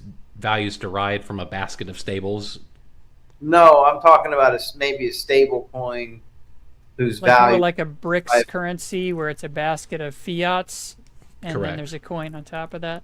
Maybe, yeah, kind of like would something like that create a competitive advantage during a time of turmoil where there's a lot of uncertainty in certain markets? You could always do fractionalization of Bitcoin, do a some type of derivative of Bitcoin. We're already starting to see options, right? So options just came out, I think, yesterday. I'm not sure if it's VanEck or somebody put it out, having to do with Bitcoin options now. So we can now trade VanEck. We can trade futures now and hedge against downside, both sides, right? So now you can put puts and calls in on Bitcoin now. And what that does is it allows those who are trading a really big number in order to be able to then actually take their asset if they own it and then loan it out to others if they so choose, that are putting on, calls, for example. And they sell those calls at a certain price or whatever, but then they're also hedging against their own position. in case it goes down, right? Which is the other thing. And then we didn't have that until now. So I think ultimately as an ecosystem, the crypto is literally growing as we speak. It's growing into the traditional finance system that we currently have. The question is whether or not traditional finance is going to allow us to supplant them, or have they garnered enough grip or got toes on the edge of the board there that they're good enough with this asset class that they can start to get their hands around it, and I mean control a little bit surrounding that, in order to feel comfortable with the fact that we're moving into a digital age, and crypto and blockchain is not going anywhere. So that's kind of like, are we on the teeter-totter? Are we at the top of it? Are we close to the top where it's starting to go this way? And we're going to start to go down the other side really quickly, like what Kyle's talking about, where it'll happen very, very quickly. Well, like you've seen, you've seen them go from like J.P. Morgan Chase having their own quote, their own chain that they have internal, and then you see some of them have just scrapped that and have started using public chains. So I feel like it's that old internet come to blockchain tech at this point is where I think we're moving. But it seems like where we're at in the process. I think the government's gonna have to try to force an implementation of the CBDC in order to quell. I mean, there's even if we cut the fucking spending and cut the government, we're gonna have to create revenue to pay back the debt. It's not possible or probable. Well, that's the point of the Bitcoin Reserve, though, I think. When you talk about CBDCs, the Fed Reserve is already there. They're talking about it's called FedNow, basically. So the idea is that if you are from the federal government's point of view, what control do you have over the states? One is it's federal emergencies and things of that nature. So when states have emergencies, they're looking for the federal government to help them out in some form or fashion. FEMA, of course, is the one that handles most of that, but they have a payment system currently that they supply funds to the states. Now, if you want the states to have to forcibly be able to have to take something new, what's the best way to do that? Use federal emergency assistance in order to be able to do that. That's the gateway into getting all the states on board and then supporting this thing called a central bank digital currency. It's definitely happening. I personally am not a fan of central bank digital currencies. I feel as though it's very dystopian in nature. They will have, and they've already seen it. If you haven't seen anything from, look at the SEC chair in the past. And he went to MIT, and they got together, and they designed a CBDC. It is opaque in the middle, and that's due to the fact that if a government were to operate, they need to have operational security and not let other governments know what they're buying if they're buying a bunch of missiles, for example, or something like that. So there is a level there that they need to have security around. So in the center part of it was not transparent and maybe not immutable. Not sure. On the outer portion of it, it was definitely transparent and immutable, which is where we're at. So that means if they could get rid of fiat altogether and create a digital currency that everybody has to work with and use, right? Then from there, even your board square, at the Super Bowl is going to be taxed, because everybody's going to know that you put your money into it because it's the only way you could, transact peer to peer. So what do stablecoins do? They actually prevent that from happening. Personally. Blockstock, I have a question. So it was my understanding that the FedNow, though, was essentially a replacement for the SWIFT system, and I can definitely understand the slippery slope that is SWIFT to FedNow, which is already live, to let's take this from government entities and now let's implement it with private citizens. I understand that. I was always under the impression that Circle was vying for the position of the quote digital dollar, because the head of Circle used to work at the Reserve, and so like he was number 2 or something before he went and started it. It was back in 2018, I think. Right.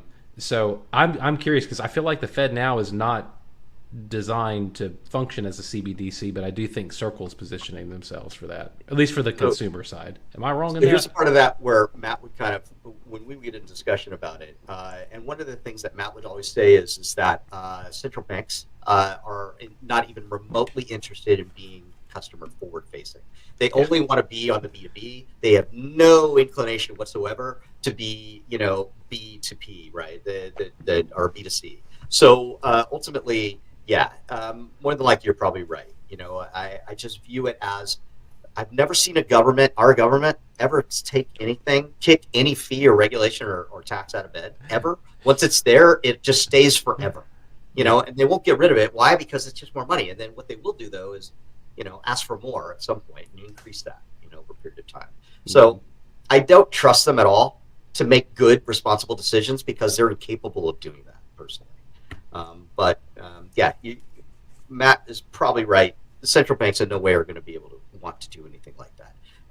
Looking at the remittance sector, Citibank, for example, talked about it probably 9 months ago. They had something come out having to do with the fact that they're going to go to the remittance sector, and they've created their own blockchain, some sort of 3-phase blockchain. Not sure exactly what it is. Haven't done a lot of research on it, but they're going to disrupt the whole remittance sector with it.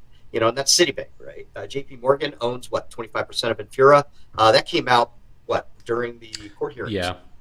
Where they had to even disclose that. Even a lot of their big shareholders didn't know, that they own 25% of Infura, which backs the entire Ethereum ecosystem, with their blockchain. So, that's it's one of those things where you think about it now, like it's the slow creep, and why they say, hey, look over here, we're not interested in blockchain.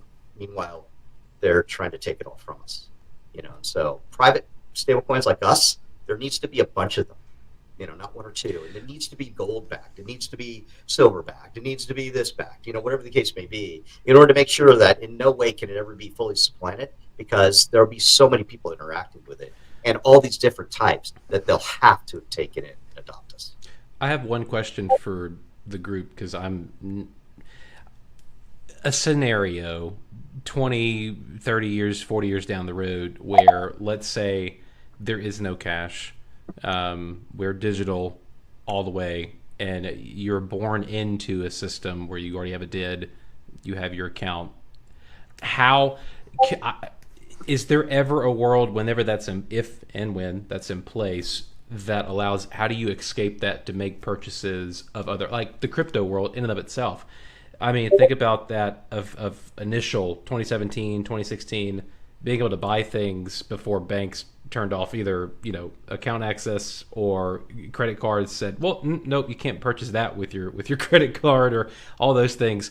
Is there a way to still have that freedom whenever we get to a point in human history to where you're potentially born into that system from Jump Street, as opposed to being the transition age? Does that make sense? Yeah, I'll just say I don't think cash is going away. I don't think, mostly because I don't think stripper coin is going to take off.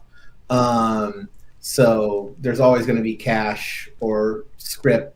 In the Depression era, they had script, which was where people just sort of made up their own bills that they could pass around their communities because nobody actually had any money, and so they made their own currencies. And so I think that the more that any bureaucratic system tries to clamp down on things and make it unfree, the more you're going to see this breakout of people breaking out into systems where they make their own system become free. So I'm too optimistic, because I think that we will have systems of script, if nothing else. But I think that there is a way to navigate our way to having, free systems where people can transact with, whatever. tokens. Yeah, that P2P. P2P. I appreciate Adam's optimism. And I personally think that no matter what, we'll figure out a way, whether it's the barter system, we go back to it, and everybody has their own skill and their ability to be able to do things, and that'll work locally. The issue is that if you plan on traveling, how do you do that? And so there's a variety of things there that need to be managed or handled. And I think ultimately, as long as Cardano exists and Cardano native tokens exist, I love to call it, the free range. Once you get in there, like people talk about, USDM in no way can be touched in any way, shape, or form, can be frozen in any way, shape, or form during the time that it's within the ecosystem. The only time it could be done is that when we as a company had to comply with an AML or, some sort of, entity regulator that was coming in going, listen, this needs to be locked. And at that point, the only time we could do it is when it came into our centralized wallet, or app, right? So, that's literally the only time. It doesn't matter after that. It could go wherever it wants, and be free range. If that ever changes, then I'm out of Cardano. I don't want anything to do with it anymore. So I feel like it's the ultimate FU to centralized authority is what Cardano is, and so as long as we keep that, we're good, and so good luck trying to mess with that, keep it or tear it down. I don't know. I'm not sure if it's possible.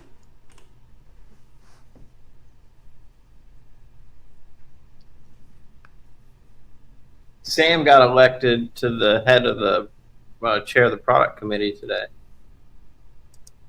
Nice. Awesome. Sam? Go Sam. Mm-hmm. Sam Leathers. Yes, sir. Nice. Woot. Sweet. Very cool. Well deserved.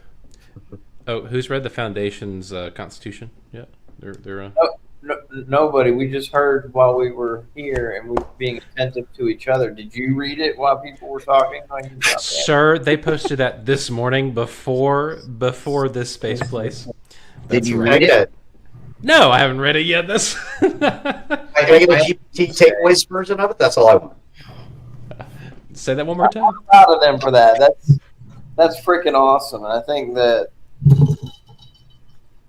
I mean, damn. Why am I going to Argentina then? Why are we? If we're not going to. Don't say the quiet part out loud, Kyle. I always do that. Look. As far as we know. For some reason, I've been given a pass. I'm allowed to say the quiet part out loud. Maybe just, but Somebody's got to do it. I ain't got canceled yet, so. Oh, Let it roll. Jarrett's down there, Andrew. Yes, I'm a slacker. I know. I gotta read faster. I think it's 25 pages. Is how. Hey, what's how up, many... Dylan? Viper in the house. Yep. I'm gonna have to drop off The here, guys. CF thing is super short. It's only like. Thanks, it's like Andrew. 15 See you, pages. brother. Thanks, guys. See you It's next like week 15 or this pages. week. Andrew. All right. If you don't count of course, the guardrails. That's a separate document, and that has more pages. I don't talk about Constitution exactly. But we should do. Chris, I mean, you want to do an early Spaceplace Turkey Day, like noon or something? Yeah. You gotta do something like that because I think we need to like make a big deal out of these two constitutions. That's a big deal.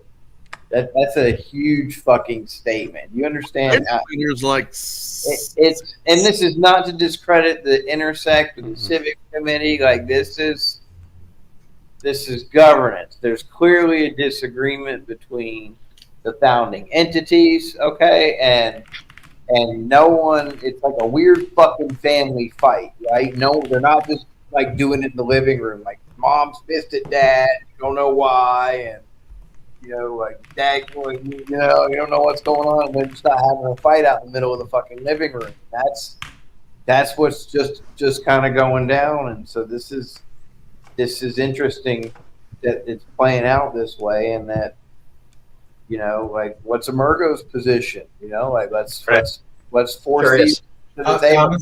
I love Sheldon, but you know what? Ken said they were going to drop $200 million in the ecosystem, and apparently it went to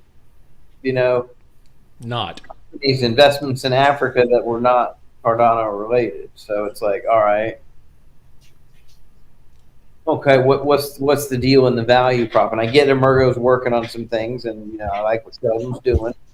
But the reality is that why are they going to go and do their stable coin? What's the plan for that? You know what I'm saying? That would have been a smart play. Like, let's invest in our entrepreneurs, not people who you guys are. I mean, like, what? Y'all ain't part of the community in my mind, right? Like, I mean, maybe I'm biased. I like, there are a lot of individuals in Emergo that I like, but they have only invested in things that are contrary to the things I'm involved with or care about. So when you're investing in things that are either direct competitors to me, that's the most politically correct way of saying I'm biased, or direct competitors to the projects that my friends are on, it's like I kind of have a harder time personally rooting for you. But that being said, I do respect that they have an important role to play as a part of the ecosystem. And honestly, the fact that Cardano Foundation is dropping a constitution that is in competition to the one that I've been personally working on with the delegates and trying to get delegate input on as part of the civics committee is bullish, because that means there's more competition. And I am under no impression that whatever we come up with in Argentina, which is, to be fair, backed by Emergo. So I guess I am working with Emergo because Emergo contributed funds to Intersect to get this whole thing going. Whatever we come up with in Argentina is going to be in competition for the constitution that will be adopted by the DREPs. So that's the way it is, and competition is good because competition makes you better. So okay, and that is good. I mean, but do we want to do the best we can? And because like now ain't the time for Roman gladiator competition. Roll out and the cards aren't in Intersect's favor. If I had to put my cards on the table with how I'm seeing it play out in the community, just straight shoot, right? Like there's and I'm involved too, but it's just the broader sentiment is. Oh, Jane, Jane just laid it down. Man, Whoops. very nice. Is Jane at work right now? No, she's cooking. I loved it too. Yeah, she's definitely in the kitchen cooking. That's amazing. Okay, so Adam Dean yesterday made a public tweet. Charles responded, yada yada. But I do think Adam had a point, and I think Kyle, you've said this, we've all said this, and Adam, you're behind your boots on the ground, getting dirty work, doing your stuff, and that is your job, and you're focused on that. It's not your job to craft a narrative and create transparency and create basically a campaign to let everybody know everything about the intergoings of Intersect and how the institution the Constitution has gotten to its point, right? That's not your job. But that should have been somebody's job to make sure that the perception in this case is worth more than the truth. It just is what it is, and that's where I do think the ball was dropped, and it's not people like yours problem to solve it or your issue, but I do think that's probably the biggest thing in my opinion. Adam's right though. Like this is competition. They went and they did that. They put in a lot of good fucking effort and work, and they put a document together that they believe is something that represents our community. And they didn't do it without it wasn't something that was done behind closed doors. It was done obviously with a degree of you could be involved if you really wanted to be involved, but for the most part, we were in the grind of the fucking bear. We didn't want to be involved. We were trying to just keep our damn heads above water. Seriously. Yeah. And they were doing the dirty work, but the issue is that and I think what it comes down to, it's an operational conflict between culture of corporate culture interacting with decentralized communities and how that works. There's expectations. Like, how do you get consensus from a decentralized community? That's not a fucking science. That is a specific art, specifically to the Cardano community, right? Like, we're an organism that's got its own heartbeat. It works its own fucking way, and communicating with that was. We're here. We are where we are. Like Adam responded in the tweet. Well, here we are. And okay, and it'll be interesting. But I'm saying, is there anything we can learn from the CF Constitution and use this as an opportunity to avoid the fucking showdown of we're voting for this text or this text? Can we really adopt or adapt? Or Adam, is it in your mind that's what's happening? Like, it's a showdown. Like they took their gloves off. They went way outside of this process we created. They maybe even didn't participate in the process to the level that they could have, or whatever. Like, I mean, I don't know. Like, what's their reasoning behind it? I guess. Or take the best pieces of each. I mean, why is it that we have to choose one over the other? I mean, it makes sense that obviously and Jane's right. Like, it looked more organized to me when I read it. And I'm not a guy who reads documents at all. Matt loved reading documents, by the way. That was one of his favorite things to do. And I'm like, that's the most boring thing I'd ever possibly imagined. And he's like, I just love doing it. And it's like, he really fucking meant it, So I'm like, okay, perfect. That's good because the rest of us don't. But if we took those two documents and took the best pieces of each, wouldn't that be a prudent way to go about fashioning the evolution of and what we get from this new constitution potentially? It would be the most constructive use of the time in Argentina. Yeah, right. I think rather than if there's true merit there, like if they're really, but I mean, like who is to say? And I don't know. This is all about doing. There are other constitution proposals out there, right? So this is where it's tricky, right? There's like all these different things that were submitted by individuals to this form. They're not really included. All these different. There's so many people that why does EF need to be the one that just shapes it? You know what I mean? Like, well, I mean, I think they're in a leadership position to do it, right? That if they were silently looking at all the communities, public, whatever, and doing their work, that's a baller move. Like, because they've got the clout to do it, and they've got a little bit of ADA to offset the voting power, right? And the community with CF, I think, can beat anybody. Oh, wait, Adam. Ooh, be careful on that. That is actually a scary proposition because, yes, if CF were to activate their ADA to participate in governance, they could get like in instant. I forget what the numbers I heard were, somewhere between they could take over 30 to 40% of the active voting stake. I expect it to come out. They're all going to do it. Emergo's going to do it. IO's going to do it. The only thing that would prevent it is mutually assured destruction. Why hasn't the U.S. and Russia and China nuked each other yet? Because they know that if one of them fire off nukes, the others will. Mutually assured destruction. Absolutely. Right. So the only way that we're going to keep the founding entities from participating in governance is by them realizing that it's mutually assured destruction if any of them start. So I think it might hold them back. Bullshit. I mean, I love you, bro, but I'm gonna argue. What can I say? No. Let me tell you why. Because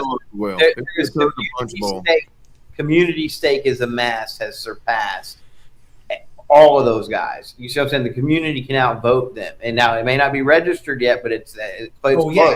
That's the problem. It's not registered yet. It's close. And to what's there. I don't think their guns have come out, but I think they're not going to sit down and jeopardize not being able to stake in the game now. It's true stake, man. Like it's all the gloves have to come. They already came off, man. They didn't file another constitution. IO didn't go to the summit, so they're like, "Fuck you! I'm gonna make a constitution." It's going to be interesting. Jane had some good comments based off of what she's read at this point, so that's yeah. Yeah, I agree. They didn't start from scratch. They used the draft like we talked about earlier, right? So it's not like I will say, I do think it's freaking hilarious that they dropped theirs. The timing, that was funny to me. Timing. But if you think about it, it only makes sense, right? Because it will be more like disrespectful for them to drop it before the other one dropped. So I don't necessarily think it's I'm sorry. Especially because they're using the draft. It wasn't because they're using the draft. I will say yes, but at least let the original draft be published for the first time before you release the one that It was certainly calculated. It was not on accident. No question. No. We're dropping the Constitution. All night long. They dropped it today, not yesterday. It was today, this morning. Yeah, this morning. Yeah. So the question is, it's like, what's the rush then? I mean, we get to Argentina, we do the whole thing. What is really the rush? I mean, they're only thinking about the budget, that it needed to be kind of finalized and by late January and somewhere. In that regard. Interstate runway. Can I ask? I need to ask a question, a clarifying comment. Maybe y'all can help me with this. My understanding, as far as what the D-reps are actually voting on at this point, it's not a question of budget allocations or anything. They're literally just, one of the votes that D-reps are going to be having is literally how much money is going to be in the budget for the year. that's the vote that D-reps are actually voting on. Am I incorrect in thinking that? Because we're not going to have any specific votes on how the money's allocated. We're leaving that up to the quote MBO. Am I incorrect? No, we're voting on a proposal. Okay. There will be. It has not been shared yet in full because it's still being all put together. Right, Jenny? But there is a budget proposal that the various committees of Intersect are giving input on, and it will not only be a total number of what Intersect believes would be a good number to run the Cardano ecosystem for the year. It will also be categories or buckets, as is the terminology, and line items within that of we are aiming to spend this much on this project and this much on this project. And so the goal is to have a budget that actually lays out a real budget. Yeah. My next question is what couldn't there be a competing MBO that that's my question is, and why I'm very intrigued to figure out what that's going to look like, because I don't feel like we've seen the last of that. I think this is just the opening chapter, and I'm very curious as to y'all's thoughts about that. I'll tell you mine, because I told Kyle this morning and he argued with me about it, but this is just my personal take, and it's nothing against Intersect at all. I think Intersect is temporary. I think in the early stages of where we are right now, Cardano could be around for another 5,000 years. We don't know. Are there going to be more MBOs? Absolutely. Is Intersect always going to be the dominating MBO? If the former is the case, absolutely not. It'd be very weird if that were to be true. Unless there is some type of budget allocation that helped the MBO in and of itself maintain its power dominance, potentially, or influence. I don't know. So, yes, but Intersect is asking for a budget to help run operations from as part of the treasury withdrawal. That is correct. But like Chris is saying, Intersect needs to be just one of many MBOs in order for our ecosystem to succeed, right? So I hope that Intersect is just the first of many. Pragma is another MBO. They are only 5 members of that MBO, and they're not accepting more members. So they are not an open MBO, but they could expand. They could accept more members, right? They could expand their operations, and there could be more MBOs arise. And Lloyd and I have talked about the fact that we believe in the future, and Lloyd has set up the budget process that he has proposed, and I really appreciate that he's done this. It's been proposed in such a way that in the future, different categories of priorities on Cardano, different buckets could be run by different MBOs. And so you could have one MBO that is focused on core development, another MBO that is focused on the open source ecosystem, et cetera. And then they sort of set their priorities, and they all come together to decide like what's reasonable for the budget. All right, so here's an example. There's an education bucket, right? So that's going to get some allocation. Who's going to get that money? And how if somebody wanted to come in, because if Intersect's going to withdraw all this money at once and do whatever with it, manage it, stick it aside, whatever it may be, this bucket is allocated at 5 million, 10 million, 20 million, whatever the number is. What is the process for someone to come in and submit a proposal to do something under that budget? Or is that already allocated under all fucking, because I mean, and then who's the arbiter? There is going to be a suppliers list, but there's no real process to make it to the preferred suppliers list. This is fucking. And so if this isn't shared publicly out before, you see what I'm saying? Like, this is the shit that Intersect, if it wants to remain viable, needs to get in front of. Is hey guys, here's the opportunities. It's going to work a little bit different. I get that there's not a lot of opportunity to play in core dev for the most part. Now, don't get me wrong, I got opinions about what's viable and what's not, what we should be spending our money on there, right? But the other shit, the other bucket said that everything that's not fucking core dev, what's the process? You know, if you see what I'm saying, like Blockjock, if you wanted to go in and provide a service and do a contract for a company or whatever, what's the process for the community to go in? Because right now, that the way it's not being communicated in a way to the community that is not giving It's not, Kyle. That's why it's not communicated. It's not. So there's no bidding process or anything written out? No. They're going to be already like set up. A massive advantage to the people inside Intersect that are putting it together that aren't releasing it.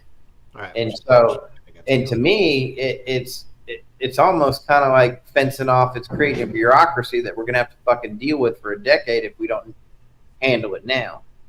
Yeah. So much bureaucracy, dude. If Millet knew, we need his chainsaw. We need to get rid of all this shit. We need to cut this down. This is bullshit. Well, that's, I mean, like, truly, that was, I had a conversation this morning with an individual, and they were going, you know, we're talking about D-reps and wanting D-reps to know everything that's going on, and I'm going, okay, that's great, but there's a step there's a step before that. It's going, well, what are they actually going to be voting on? Are they just voting on, yep, this is the budget we would like to see, and now the arbiters of the budget get to go and do stuff? Or, you know, how involved is it going to, are we expecting D-reps to be? And I do think, I personally, I don't like the trust me bro of, like, you know, all right, this budget looks good, we like how you allocated that. Because I'm imagining there's a world where, in the future, where there's multiple MBOs, and then you would see them submit different potential budgets for the D-reps to vote on, how they like that budget better than that budget, etc. And that would be something like that. But then I still think that there needs to be more granular control from the D-rep side of things to go, you know, and some way to facilitate, to Kyle's point, of, okay, cool, we like the allocations. Ryan, I remember when Charles used to say that the way he envisioned this was that we will propose at the same time that we will vote on whoever will manage the budget, we will also be voting on who's going to oversee the whole shit. So we get to vote on who's going to be overseeing what these people are doing. But that's not what's happening. So there's a lot are completely obscured. And it's this trust me bro with like 300 million. Would you give 300 million to people that couldn't even coordinate like delegates and told delegates, trust me, bro, you're going to Argentina, you know? Trust me. You know? I wouldn't. Yeah. I wouldn't. That's a lot of fucking money. I feel like Kyle and I are on the same, I think you too, Jenny. But that's something that's just, it's been in the back of my head, and I'm going, I know we're trying to get it going, and then hoping that we can iterate it and get it to where we want to, but I just have never seen that actually work, because there's the human element of people are always prioritizing what's most advantageous to them. I'm not saying it's nefarious, I'm just saying that's just typical human nature on the decision making, right? Yeah. So yeah, that's my question. I don't know why and Kyle's asked it too, it's going, why are we trying to ram through something just to get something? You know, we get one shot to, you've said something along those lines, like we get one shot to get it started right. Were we public or private? Because this is public. I think I think sure. What the fuck are you talking about? Well, anyways, but like you get one shot to get it started right, and you can't just go, well, let's just get it started, and then okay, after a year we'll iterate and we'll get it going right. Ready, fire, and aim it. And so Intersect in a lot of ways it's just the timing on some shit. I don't like being set up for failure, and I don't like being used as a patsy. And so the work that I've been doing in the product committee up to date is basically doing just that. It's like toe the line. Hey, but here's some shit we can think about maybe, and it's I don't know. There's a lot of things that we're paying for that I'm just opinionated on spending money and where to spend it. And that's just part of coming from a lean culture, I guess, right? We've always operated real lean and haven't had the luxury of being able to miss. We miss once and it's devastating, so we're just spending a lot of money, and I think that the challenge is that timing's off. Constitution's a tough one. There's so many heartbeats to this community that Yeah, I mean, my problem with the workshops is that the structure didn't allow for a free flow enough, but B, we had this conversation in the product committee meeting today, and Sam said he really wasn't a fan either of like workshops to aggregate data. And my perspective is that you've got all these people participating, but are the opinions they're weighted equally, and I know that that's like how governance should be, but like this is Sparta, right? We're fucking meritocracy, right? Like we always have been. Like everything that I love about this community is the people I respect because of the energy they bring to it. That's what I love about this. That's what the heartbeat really is, right? So I don't know. That's just my perspective on it. I'll just give my opinion. Part of the problem, where I think that, and this is I think at the heart of a lot of the dilemmas with the workshops, is that it is extremely hard to gather multiple inputs to write a constitution. And if you writing any document, there has to be like a main author if you want to have a consistent voice. You look at the U.S. Constitution, that was James Madison, and he got some directions and some notes from the other people who were there in the convention with him, but he is recognized as the person who really wrote it. And as far like trying, it's so hard because when we did the CIP 1694 workshops, we allowed them to be very free flow, and then when the governance parameters committee came together to look at that data to see like what can we get for an idea of thresholds to set out of this, we found that because of the way they were structured, and part of it was the inception of the workshops to begin with, that they probably weren't set up well enough to capture data, and also the fact that hosts had too much freedom, if you want to put it that way, we didn't have a coherent set of data to work with. And so maybe they went too far in the other direction on this one. And instead of like trying to find where can we use these workshops to find some voices where we can get snippets from these voices to elevate to put into the Constitution, I don't know. But there was a real effort made to say like, can we get ideas? Can we get a sense of what the community wants in this?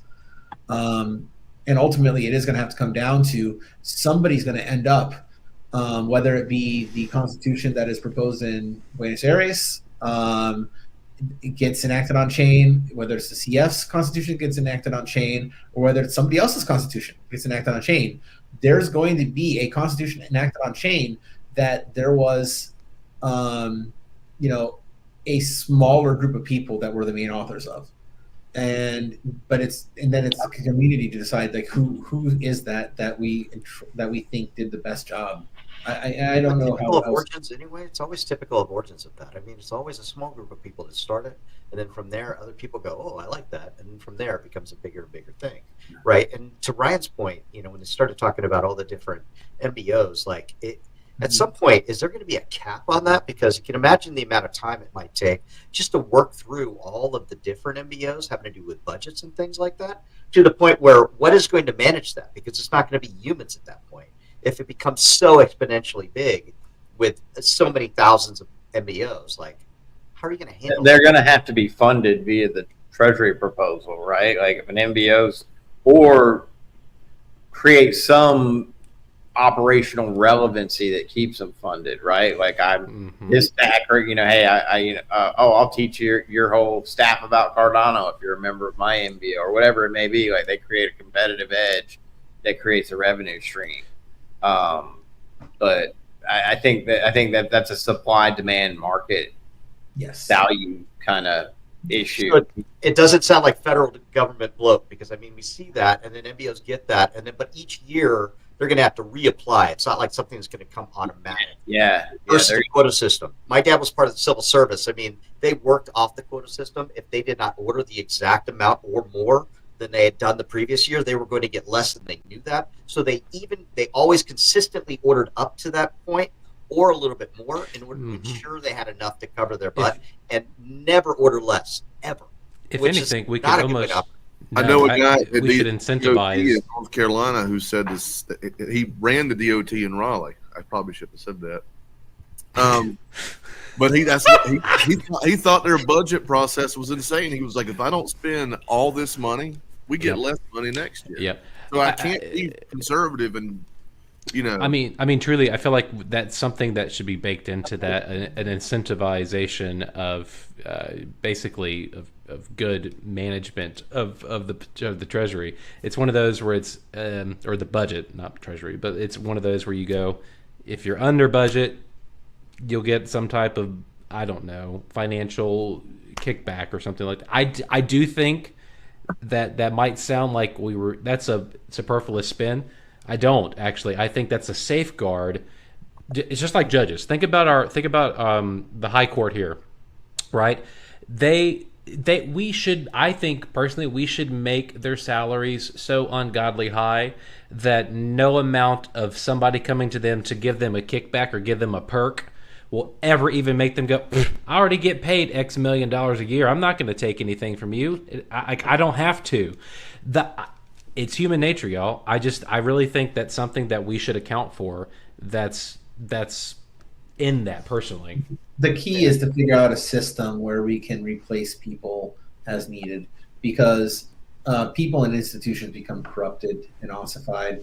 And so we have to have a way that the system allows us to, the system has to be able to cycle out institutions and individuals who no longer serve their purpose, because that's the best way to make sure that they keep serving their purpose.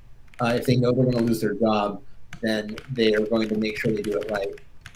That's, I think another part of this equation that we have to figure out. Well, expect as it gets bigger, you're going to need more administration and more administrators in order to be able to manage all that. So I mean, it just gets bigger and bigger as we go. So it's so good to see y'all. And I'll have a drink tonight in his honor, I think. So yeah, hey, real quick, I know a lot of people were sharing different screenshots of DMs they'd had with Matt, which was awesome. I saw a couple that you had, James, and some other people that had or whatever. That was kind of a cool insight in his character, his personality. But I had one that I thought was kind of funny, so I'm going to share it real quick.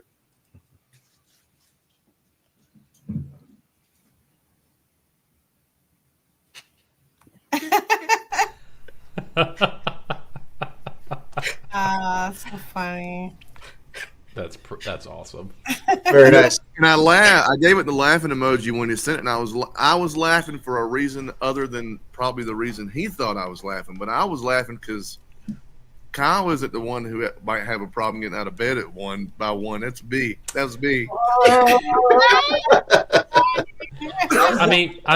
I mean, Kyle might end up in a bathtub or in a with dry ice, or a bed with poo, or I know. All right. He can't defend himself. Man, I just hit TMI at this point, man. Love you all. I love you, brother. Actually, but can I just say something, Adam? Because you did say about, I know that the whole CIP 694 was a mess. I know it was messy, but I don't feel it was free. Everybody was complaining about how restrictive it was, how we were only able to talk about some things that we didn't want to talk about. It was a very complex document, super technical, a lot of new concepts. It was process than the Constitution, a lot less, ideal, a lot less aligned to the idealistic part of what you will be here. You will want to make more of an impact in the Constitution than you probably will want to the CIP 1694 when you first look at it, right? It was really hard, and we were super restricted, and we started a lot of jokes that carry into these workshops, like it's out of scope. Everything was out of scope. We couldn't talk about anything, and that still carries on, the whole out of scope, right? So I feel like, yes, I do agree with a lot of the things that you guys are saying, but I think I'm too much of an anarchist, man, for a traditional thinkers like you, maybe. But I'm here, I want to experiment, dude. I want to push it further. Like, I don't want to be like, oh, we're controlling it because we think it might be like, let that shit roll. Let us figure this shit out, you know? Makes a lot of people nervous, though, Jenny. That's the problem. You know, it's like, what could happen if we don't do the budget? Like, we don't, Intersect doesn't get thing, and then IOG doesn't work on us. So does he not want to work unless he gets paid from the treasury? So no. I mean, like, no. There's some real fallout that can happen, and probably we're headed for. You know, like, there's some talent that is in place that we don't want to lose, and that's both operationally within Intersect. But there's a lot of talent that would do it. They would pick up the slack if they think about it, if they want to do it. That's also something worth. I don't disagree, but I was thinking more along the lines of core development talent with an IO. That's the biggest risk. You've got right now. Don't get me wrong. I'm upset with how much fucking line items there are without strategy being in place. But we'll clean that up for 2026. But right now, we're shitting the bed here, trying to like compromise with something we shouldn't compromise with. Well, we built something so strong. Why not like kind of trust in how strong we fucking are? Because I don't think we have visibility as a community into the type of damage that can be done. And this is what I'm upset about. Like, if you just shut off funding, and Charles, you know, he's running a company. Who knows? I don't know what his overhead is, but it's fucking ain't cheap, right? Charles is going to be busy in Washington next year. Well, that's part of it. And if something happens where he's like, well, fuck it, we didn't get funding for that or for this or this and this and this. But all right, I'm just going to let's fire all those teams, and there may be facets of cross pollination that that are valuable to the ecosystem. There are communities work for IO for a living, but we need them here, and the ecosystem isn't rich enough for I guess if the money needs to flow in the ecosystem to a degree, but it also does need to flow efficient. So I'm not opposed to sticking it. I mean, it is what it is, but I mean, I don't think anybody wants it to not pass and people to not fund this year, but we need to we need to tighten the reins. I'm just pissed off because this will probably be the largest treasury withdrawal ever. Core development has half a dozen teams that are not IO, that are independent, that are like other companies that have traditionally been IO subcontractors that IO has passed off to Intersect because IO says we are no longer in the business of coordinating the Cardano development. We spun off that responsibility to Intersect. So those responsibilities are now Intersect's responsibilities to keep that half dozen companies working. And in those companies, even in the companies that are like somewhat dedicated to Cardano because they like believe in the Cardano mission, they have people hired who are just doing it for a paycheck. They don't care about Cardano. They don't care about the community. They are specialized in UTXO and Haskell development, UTXO blockchain development, Haskell development. And if we don't have money to pay them, they will go and take up appointments with different projects instead, and we might not be able to get them back. And then that means that we will have not only downtime from development, we'll have downtime with trying to reappropriate resources of people who are skilled enough to do those jobs. And Intersect only has enough money to run through March unless they get some sort of treasury withdrawal. And in March, they have to start cutting to the bone to keep those specialists on contract. So, I mean, it is one of those things where I think that there does have to be revisions. Now, does that mean that we have to look at the treasury and just say like, yes, you get everything you want on the wish list? No, absolutely not. I think that there should be good, hard questions for the treasury process, and there needs to be negotiations, and somebody has to say like, this is what's going to be done. Because even as a member of Intersect, I want that to happen for us, right? We have to be challenged, right? As I have to represent Intersect, but I also want the best for the Cardano community. I'm in Intersect because of the Cardano community, so I want the community to find that balance of saying, let's make it right, and then as we go, we have to get better and better and better. Can we request no CVs from everybody handling all this shit? Credentials and like prove that they are who they are? What do you mean? Is there a way for us to do that, Adam? I mean, I can ask to see like if we have a listing of all the Intersect staff members. That would probably be a good thing to have, like the Intersect staff updated. I don't know about like CVs per se, but I think having profiles and everybody posted in the knowledge base would be a good thing. Yeah. I'm trying to say, like, can you really prove that these people are capable, and then this stuff is coming from, like, real experts? How do we know they're not criminals? They're not just going to steal shit. Exactly. Fair. Well, I know that. The last call, somebody asked in Lawrence, but somebody kept pushing about where the money was going, who was in charge of that wallet, and they kept giving a run around until Lawrence finally said, like, well, if you're asking the person, it's me. So everybody's like, oh, so you get the wallet. Okay. So that was like a little fucked up. How do we know he's not a criminal? Well, yeah, exactly. You could look into him a little bit. I have. And well, yeah, I mean, but a national background check would probably be good on each of the members that are handling that amount of money. Didn't they do some for us when we do our grants? Look, I trust me. Like going through an Intersect background check is like having a colonoscopy. I can tell you from experience. So there is they're up there getting in your business to find out who you are. Now, how much should be made public to the world as compared to kept as confidential files for because it would reveal personal information about their workers. That's a question that I think can be negotiated. I think that there should be profiles on everybody. I think we should be like putting up extremely sensitive information? I think that there should be a line drawn on how sensitive information we put up. Can I ask you, did they run a credit check? What's that? Did they run a credit check? As far as I can tell, they did not do a hard pull on me. I didn't see that pop up. They run a background check, make sure you're not a felon. I believe so, yes. I would have to double check, but I know that there was some background checks done on me. Can you let us know? I can try to find. I will ask. Hey guys, I got to bounce out of here. I got dinner, but James, thank you for just inviting me to come up and be a part of this thing. And Matthew's been a huge part of my life for sometimes frustrating, sometimes absolutely amazing for the last 3 years, and he will carry on within me. I'll constantly have his voice in the back of my head on different subjects and things because I know no other way to do that, yeah. So Chris, thanks for hitting me up. Kyle, everybody here, Jenny, and so really do appreciate it, man.